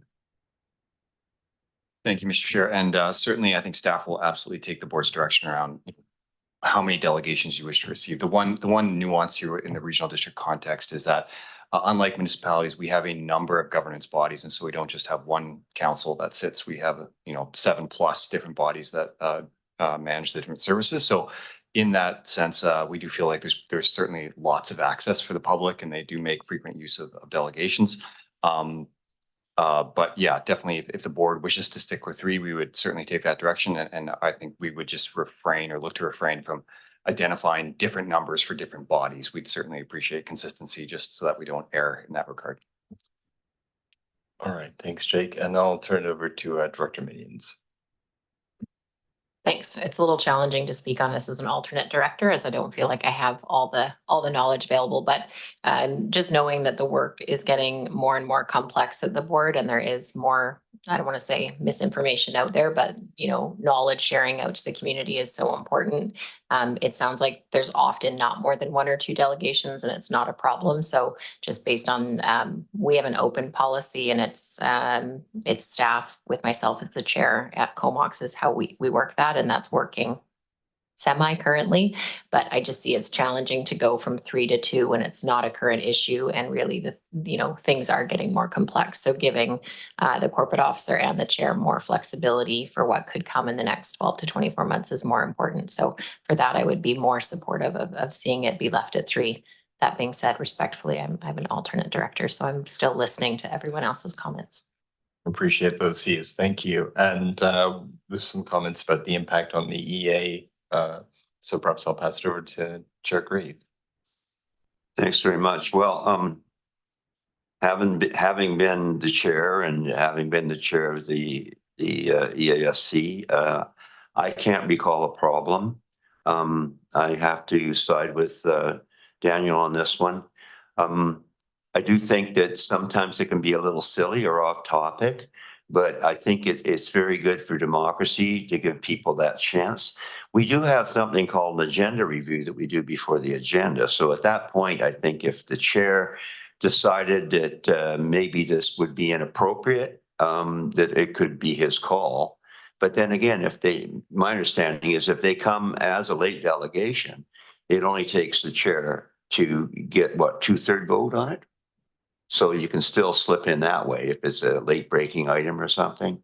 But yeah, I do think that I can't recall 4 delegations in a row. It may have happened over the years. I think 3 is about max. 2 is normal, but you know, to actually legislatively limit it, I think that sends a bad signal. Thank you.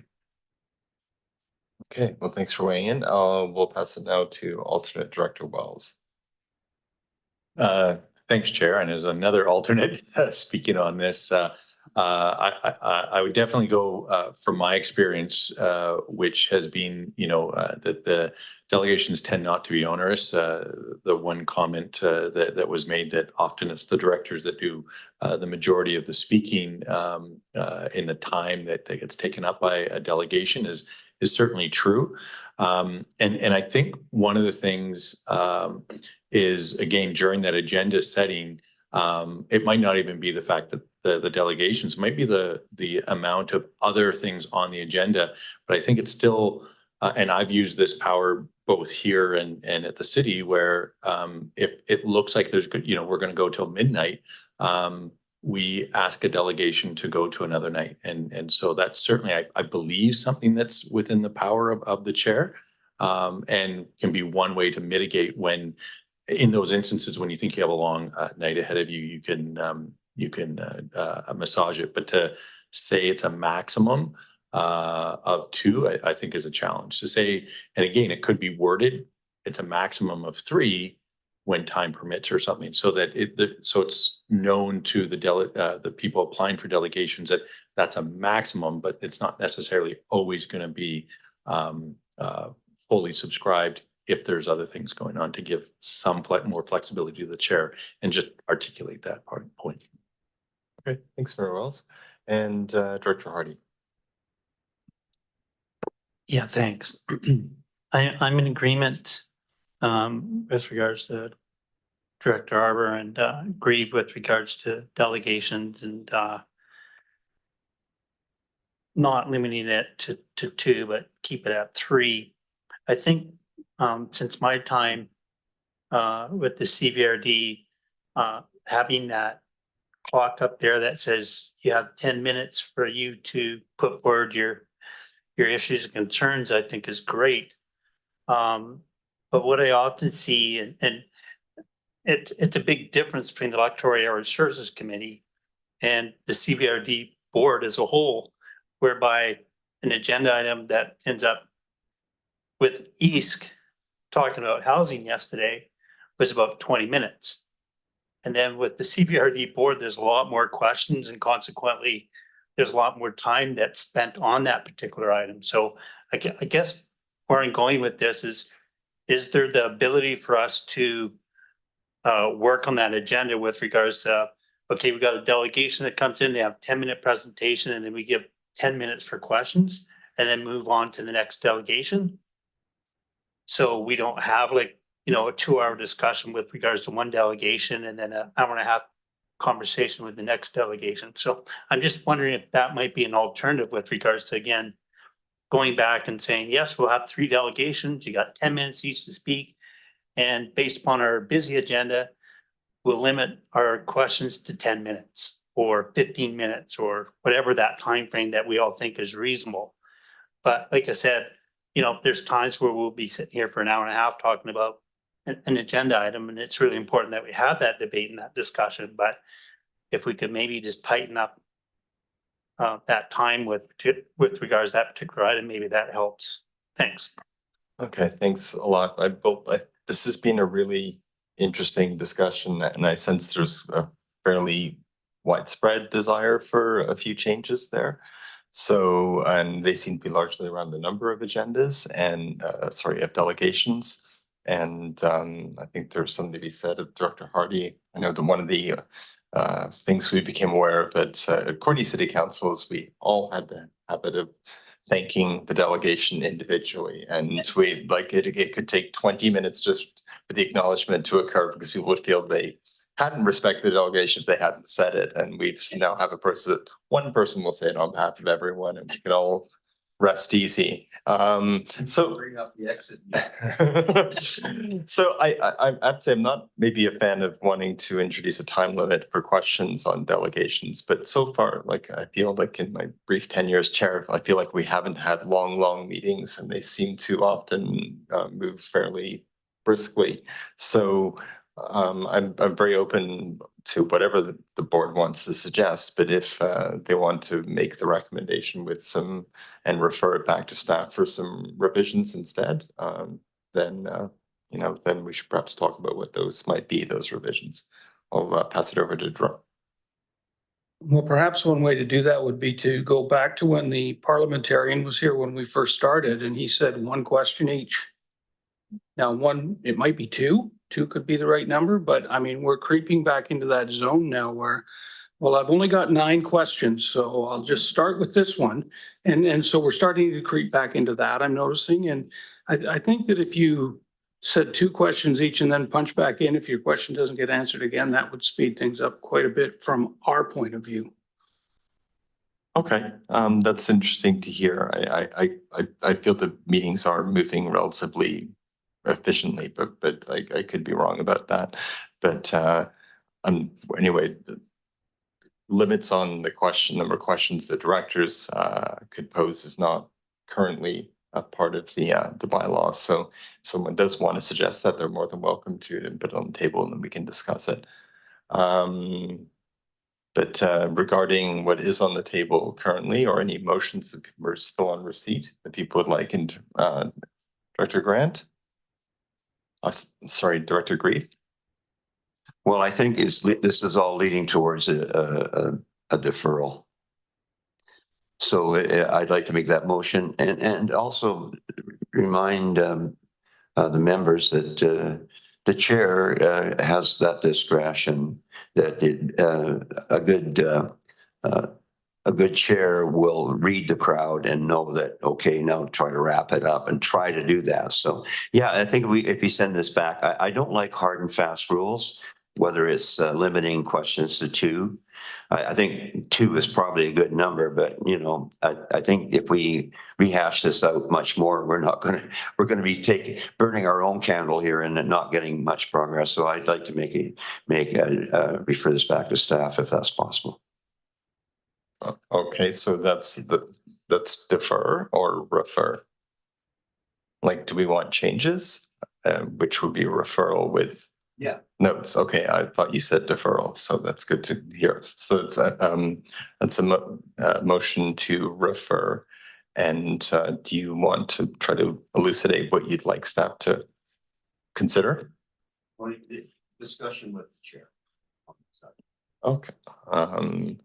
Well, maybe I'll just so that everyone in the room who's been contributing to this, maybe I'll ask James. I think he always takes great notes in these things of what he's heard in terms of feedback, if there is going to be a referral motion, and maybe that'll help to clarify things. So we'll do that, James. Sure, I'll try. So I certainly heard lots of discussion around the number of delegations permitted at a board meeting. I think like Jake and Lisa said, currently the procedure bylaw has space for 3, and we are recommending 2, but the board's pretty clear. I think most directors have indicated the preference at 3 and not limiting that. And then secondly, I heard some concern around the restrictions, the authorities being granted the corporate officer to refuse a delegation. And so I'm looking at section 3 sub A of the proposed updated bylaw in red line. And it's got all the different language there around what those refusals would be about. So that part I'm not entirely clear with on how where the board sits on terms of those refusals. That said, you know, from this discussion, we can take this and have a dialogue with the chair to see if there is something more specific there, unless the board wants to weigh in more closely on the rationale for refusing the delegations today. What I heard floated was the idea that perhaps where the corporate officer does refuse a delegation, that the chair is notified, and the chair has a chance to then reconsider it, just so there is some political oversight as to what might be refused. Director Moran, did you want to add something to go into this referral motion? Because we're going to try and stick with that at this moment. Yeah, no, I have something else. Okay. All right, and Director Grieve. If I may, Mr. Chair, I think that being that we're maybe just procrastinating more than we actually need to, my deferral wasn't seconded anyway. So it's not really on the table. But I think that through our discussion, I believe we do have a way forward. I think we have mentioned 3 unless it's entertained by the chair, a 4th delegation or whatever. So and insofar as limiting questioning at the board, I think that would be extremely difficult. I think it behooves us to just do best practice and try to limit our questioning to 2 questions like we usually do when we're good, well behaved. So I think I'll just withdraw that if we're willing to go ahead at the board. I don't know what the temperature is here, but I do think that if we go for 3, except for extenuating circumstances, and that's would be at the discretion of the chair. We know that there's always an agenda review that goes on before the meetings where the discussion can be had between the chair and the corporate officer. So Okay. So I'll withdraw it if we're willing to take a vote on 3. So you had put forward a motion to refer, and we wanted to get some context on what that would contain. So we asked CAO, who suggested some items that might go in, and now you're wanting, so there's been no opportunity for anyone to second it yet, because we're just determining what it was. But you're saying you no longer want to make that motion? I withdraw. You withdraw? Seconded it. Yeah, no, I just wanted to be clear. But it did bring discussion just a little bit. Okay. All right, and given that we're allowing people more than 1 question, more than 2 today, Director Arbor, did you have something you want to add? Well, first of all, we're still on receipt, I believe, but I would just be prepared to move recommendation 2 and 3, and then just drop 1 until the foreseeable future. So I would be prepared after receipt to move 2 and 3, which I support. Okay, thanks very much. We are on receipt, and I appreciate you pointing that out. All right, so we're on receipt. Any opposed to receipt? All right, that carries. And I'd like to move recommendation 2. Okay, I'm actually going to go to Director Morgan. She did have her light on, and then I'll go directly back to you, Director Arbor. Thanks, Chair. I just wanted clarification is, now you've scrolled. Could you scroll back down? Sorry. Okay, so I just wanted to get the exact title. So the procedures bylaw and is this only relevant to the CVRD board, or is this the same bylaw as the waste management and hospital board? And does it, but not hospital? So does this have to go to that board as well? Okay. All right, well, okay, thanks. All right, so receipt is being dispensed with, so anyone's free to. Sorry? Was it seconded then? So Daniel's motion, I'm just going to recognize Daniel so you can make it right now. That's all right. Yeah. And Okay. I'm sorry, at the risk of jumping in here, Katie Powell is here to introduce the second part of this presentation, which was on the remuneration and expenses bylaw, which is the subject of recommendation 2 and I guess half of recommendation 3. So if it's okay, Mr. Chair, I think Katie does have a presentation on the remuneration bylaw. Okay. Sounds good. Why don't please do go ahead, and then when you've completed your presentation, then we can deal with all the recommendations at the same time. Thanks. Thank you. Through the CAO and the chair to the directors, good evening. My name is Katie Powell, Manager of Financial Operations. I've recently returned from maternity leave, so I'm happy to be back in here tonight to discuss some of the proposed changes to the board remuneration and expenses bylaw. The first change proposed is to remove section 15 accountability. Staff are proposing that directors report on their activities in a more informal manner. And since this section is not easily applied to the CSWM directors, we're proposing it's removed. The second update proposed is to the allowance and expense reimbursement schedule, which is Schedule B in the bylaw. Proposed changes include updating the private non-commercial accommodation rate to align with the Government of Canada rate and updating the overnight travel per diem to align with the Government of Canada's incidental rate. Staff have conducted a review of current practices and are recommending alignment of the meal allowance rates to federal government rates for breakfast and lunch and 75% of the federal government rate for dinner. Page 3 of the staff report includes a summary of the current and proposed meal rates, and Appendix C provides further analysis and comparisons of these rates. After considering the data, there's a number of reasons for proposing alignment to federal government rates. Firstly, the total of these proposed rates are on average $14.50 less than what we're seeing in other local jurisdictions, specifically our municipal partners. The town of Comox has recently updated their policy to align with the federal government rates, and the total meal allowance for the city of Courtenay is only $1.95 less than the total meal allowance under the federal government rates. Staff have discussed with staff at the Village of Cumberland as well, and it's been noted that they're hoping to update their policy sometime this fall. The rates in the bylaw have not been updated since 2007. During these 17 years, the province of BC experienced average annual inflation of 2%. Applying inflation to the current rates accounts for 61% of the proposed increase in the total meal allowance. The Government of Canada reviews their meal rates every 6 months, and any revisions, if necessary, are effective April 1st and October 1st. The federal government has the resources available to complete a comprehensive review and considers different factors rather than average inflation when setting rates. Most travel relates to conferences and professional development, which typically occurs in larger geographic centers. Aligning to the Government of Canada rate takes this into consideration and removes the need to have multiple rates, for example, a major city's rate within the bylaw. The bylaw currently uses the kilometerage rate approved by the CRA to reimburse private motor vehicle use, and aligning the meal allowance rates provides for greater consistency across travel reimbursements. Staff considered following the Government of Canada rates in their entirety for all 3 meals, but given the magnitude of the change between the current dinner per diem of $25 and the current federal allowance of $61.85, proposed to use 75% of this dinner rate in the bylaw.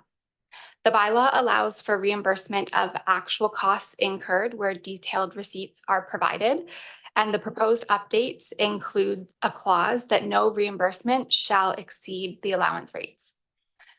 The final update proposed is to Schedule E, eligible kilometerage and travel time.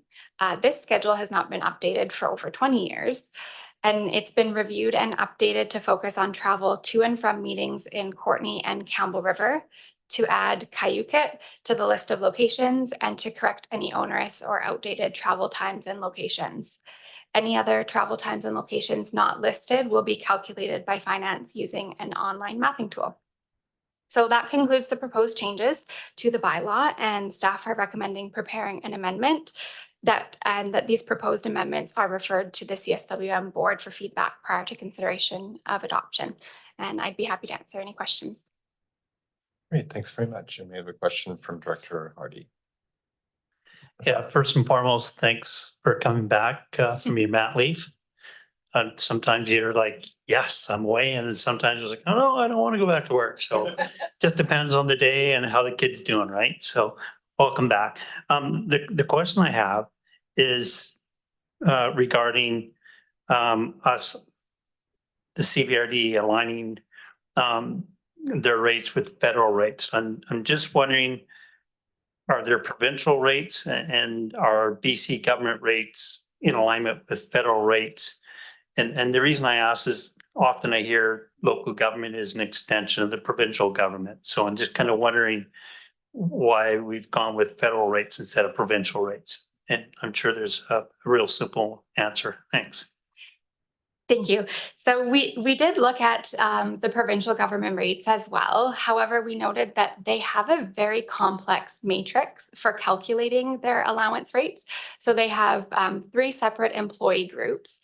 And then within that, they have set allowances for combined meals. So for example, the allowance for your breakfast and your lunch combined does not actually equal the individual allowance for your breakfast and lunch. So it makes it much more difficult to use and manage. So that was the main reason why we didn't focus on that matrix. Thanks very much. And I believe the Government of Canada model is what the town of Comox uses. So it's the simplicity seems to be a part of that, the appeal of that. But Director Wells. Thank you, Chair. Yeah, it's always good to see these come through and modernize and, you know, include increases because obviously the price of things go up. So having that kind of built into it using some good matrices is good. My only question, I couldn't find you had all of the member municipalities of the CVRD in here, but I didn't see the Strathcona Regional District as part of it. And I just wondered, because they're going to have to look at this, whether or not they're aware of this or why their numbers wouldn't be included in here. So we'd be able to see if we're out of whack, so to speak. Yeah, that's a very good point. I believe I did check them, and I think they are still aligned with the CVRD rates, just given that our rates haven't been updated since 2007. So I think they were the same rates at the separation. and from what I could see, I don't believe they've been updated, but I can definitely take that away and double check on that. Yeah, just because they're going to get this information, and although it'll be in an agenda that they'll get ahead of time, it'll still be potentially shocking to some people if the numbers are way different. Mm-hmm. So yeah, that was it. Okay. That seems to be the end of discussion. So now we'll go back to what to do with these recommendations. And Director Arbor, you were getting started on that. Did you want to take the floor and make a motion? Yeah, sure. I'll move recommendation 2. Okay, recommendation 2 is being moved and seconded. Any commentary on that? Okay, anyone opposed? And that passes. Any thoughts on the other recommendations? Oh, sorry, Director Grant, I apologize. I missed you there. Oh, sorry. So go right ahead. Director Grant can go first. Okay. Well, I'm just looking at number 1, and I'm wondering what we're finding so objectionable about that.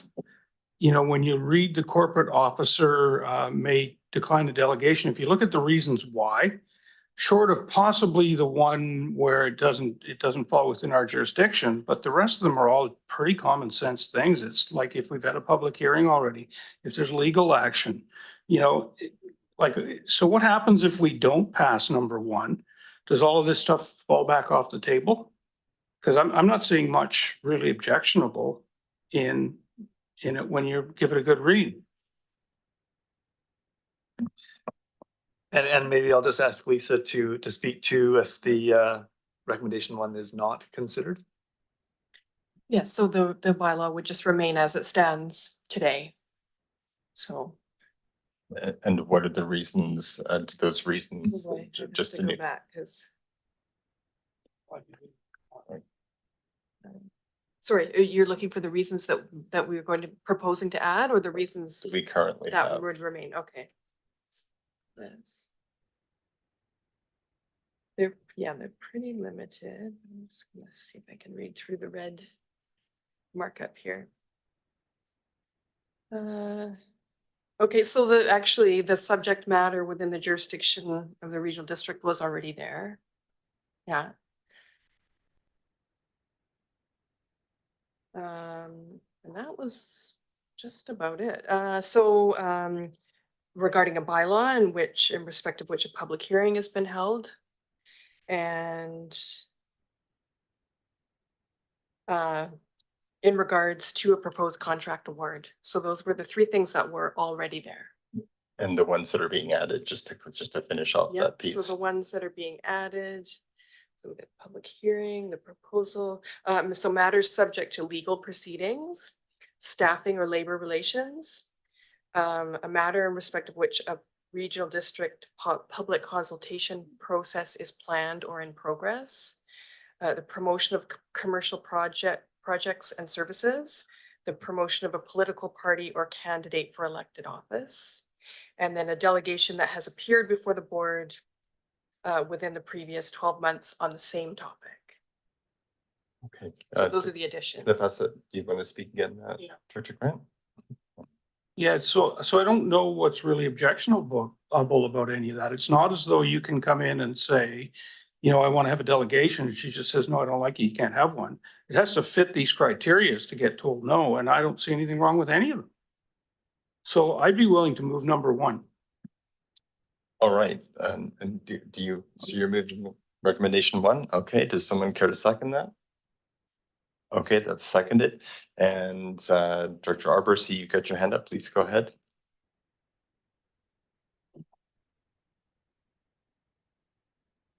Yeah, thanks. Speaking against the recommendation, on the first item that got added, legal action. So I was on Czech News last night about the shipbreaking issue.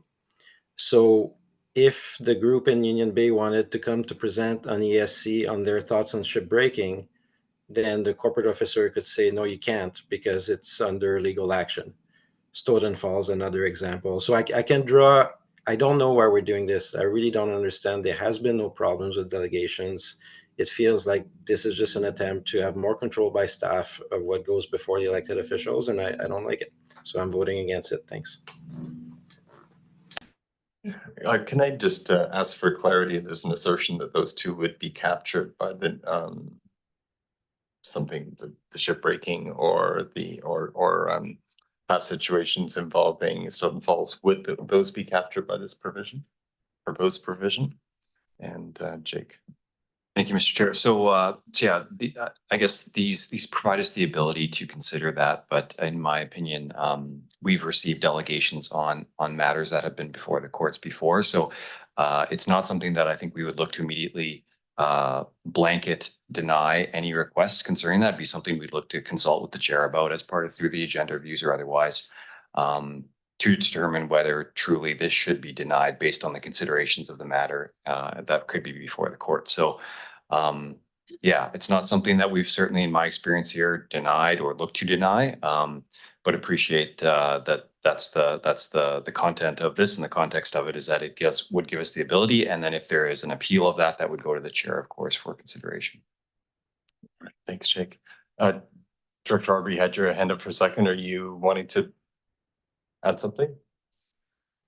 Okay, so recommendation 1 is on the table. The recommendation is 2 delegations, so they want to have that. So, and this recommendation does include 2 delegations. So if anyone cares to Change that to 3. yeah, and I'm just going to take a second to think procedurally. Do we need what do we need? For 2, Because it's currently on the floor as yeah, as long is. as nobody objects, and if they do, then we take a vote on the amendment. Okay. Yeah. Sorry. No one objects. Jake's good. Yeah, thanks, Mr. Chair. So so in this case, yeah, I appreciate that. I think at one point in this conversation, there seemed to be general consensus around sticking with the 3, not changing it to 2. Right now, as it's been noted, the resolution on the floor does not specify that. So you could either through the consent of the board look for essentially if anyone objects to ensuring that that's addressed here in this resolution, or you could formally amend the motion then to specify that. But yeah, it'd be helpful to have that confirmation. Is it within my power as the chair to ask whether that amendment, were there any objections to that? Yeah, to poll, essentially, poll the board. Yeah. Okay, thanks. So the proposal is that recommendation 1 would be amended such that the maximum number of delegations would be 3, not 2. And I just wanted to poll the room to see if anyone has any objections. You guys over in the corner there, was it objections? Anyone else? Daniel, I see your hand up. Yeah. Please go ahead. You object. Okay, so. Okay, in which case, that's fine. Let's seek a formal amendment if someone wants to put that forward, Director Grant. I would formally amend that from 2 delegations to 3. Okay. All right. As amended, Director Arbor. Speaking on the amendment, if this amendment carries, I'd like to propose a further amendment that this bylaw does not apply to the ESC committee. Thanks. You're wanting to make an amendment that that this not apply to the ESC. Okay, and I guess you'd need but we need to vote on the previous amendment before we can start this amendment. It's a good thing we're dealing with procedures today. So we currently have an amended resolution on the what? It was seconded, so that's on the floor. And if I'm To stay at 3. yeah, to stay at 3. So we'll vote on that amendment. Okay, anyone opposed to that amendment? Anyone opposed to changing it from 2 to 3? Are you opposed to that? On that one? Yeah, I assume Director Arbor was. Director Grieve, what's your question? I guess we have to turn this on. Yeah, so we're on the motion, not the original motion, but the first amendment that has changed it from 2 to 3. Yes, so we've just voted on that amendment. And now we're on passed, and now we're on the this motion. does not apply to the ESC. I'm just no. We have. I got confused back there. Well, how about you just? I'll check with staff and I'll give you an update. Okay. So we have an amended motion on the floor. And now that we've amended it, does that still apply to Director Arbor's intent to not have it applied? What I assume that's a completely separate matter. Yes. So, but my question is, do we need to vote on this amendment up or down? This amended, as amended, we need to vote. We need to vote it up or down. There can't be further amendments. Correct? There could be. Okay. So it's just so. It was second. Wasn't Yeah. Gotcha. Okay. Okay. Okay, so Director Arbor's is not, yeah. What's that? Director Arbor's second amendment is not happening. Because no one seconded it. Okay. Okay. So thanks. I just wanted to confer with staff. This has been, so we have a motion on the floor that was amended. The amendment was passed. The second amendment was made by Director Arbor. And as far as I know, no one seconded that. Therefore, it's not up for debate. So we have the motion as amended, which is the recommendation with the simple change that it would no longer say maximum of 2, it would now say a maximum of 3 delegations. Am I correct that that's the only change? That is okay. All right, so we have that on the floor. Anyone opposed? I'm assuming you're opposed, Director Arbor? Yeah, okay, great. All right, and that passes. And so now to recommendation number 3. Moved? Second. Okay, moved and seconded. Any questions or comments? This is some chatty folks on the end of the horseshoe. I'm gonna ask you guys just to bring it in a bit. We're almost done. So we have recommendation 3, moved and seconded. Anyone like to speak to it? Director Arbor. Please go ahead. Can I just suggest a quick amendment that things are moving quickly here. That it be also referred to the ESC committee. You're proposing that recommendation 3 also not apply to the ESC committee. That's a fresh proposal of an amendment. Oh, sorry, did my amendment pass? It's been hard to hear. Did my amendment that it does not? Your amendment never got seconded. Oh, my amendment never gets seconded. So I would like to propose an amendment to recommendation 3, which we are on. Yes. That this be referred also to the ESC committee for feedback prior to consideration of adoption.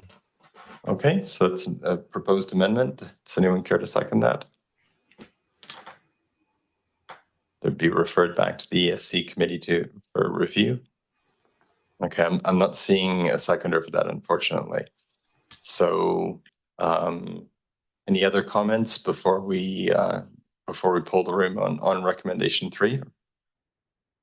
Okay, anyone opposed to recommendation 3? I'm assuming you're opposed, Director Arbor?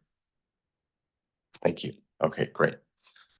All right. Thank you, everyone. That was a little bit intricate, and we'll move on to the item 9, approved grants. Sorry. Oh, we've got dinner, but so we can take a break, or we can try and power through and then keep going. But if we can't do these in 5 minutes, well, I should not say that. Okay, let's see if we can do these quickly. I'd be happy to move on. So for receipt.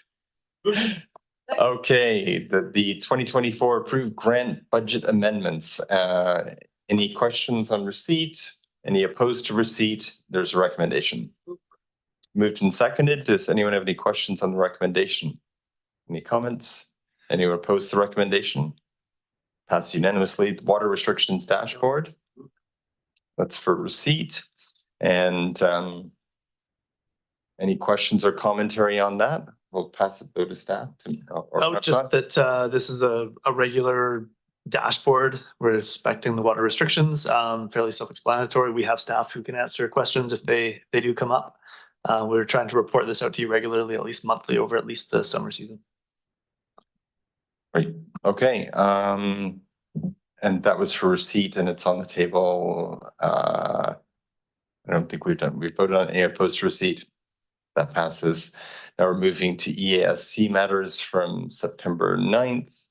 The recommendation 1 is being moved and seconded. This is a vote of the areas only. Any questions or comments? Any opposed? And that passes. Recommendation 2. Moved and seconded. Any commentary on that? Any questions? Any opposed? It's also A, B, and C. That passes. Recommendation 3. Moved and seconded. Any questions there? Okay. Any opposed? And that passes. Going down to first, second, and third reading. This is Regional District Fireworks Regulation Bylaw number 1971-1997, amendment number 7. Okay, we're just so moving first and second. Being first and seconded, and any opposed? That passes. For third reading, moved and seconded. Any opposed? That passes. Next is recommendation number 2. It says bylaw number 838, the CVRD's tax exemption for Sunnydale. That's first and seconded. Any opposed? That passes. Third reading. Move third. Okay, thank you. Third is being moved. Any opposed? That passes. Next is the Union Bay Historical Society's exemption. First and second moved and seconded. Any opposed? Passes. Third reading. Moved and seconded. Thank you very much, everyone. And any opposed? Passes. For final adoption, the Graham Lake Water Service Establishment Bylaw. Move adoption. Someone care to second that? Any questions or comments there? Okay, any opposed? And that passes. Good evening, Director Arbor. And move termination. Move. Second. Okay, any opposed? And we're done. Camera, what's going on?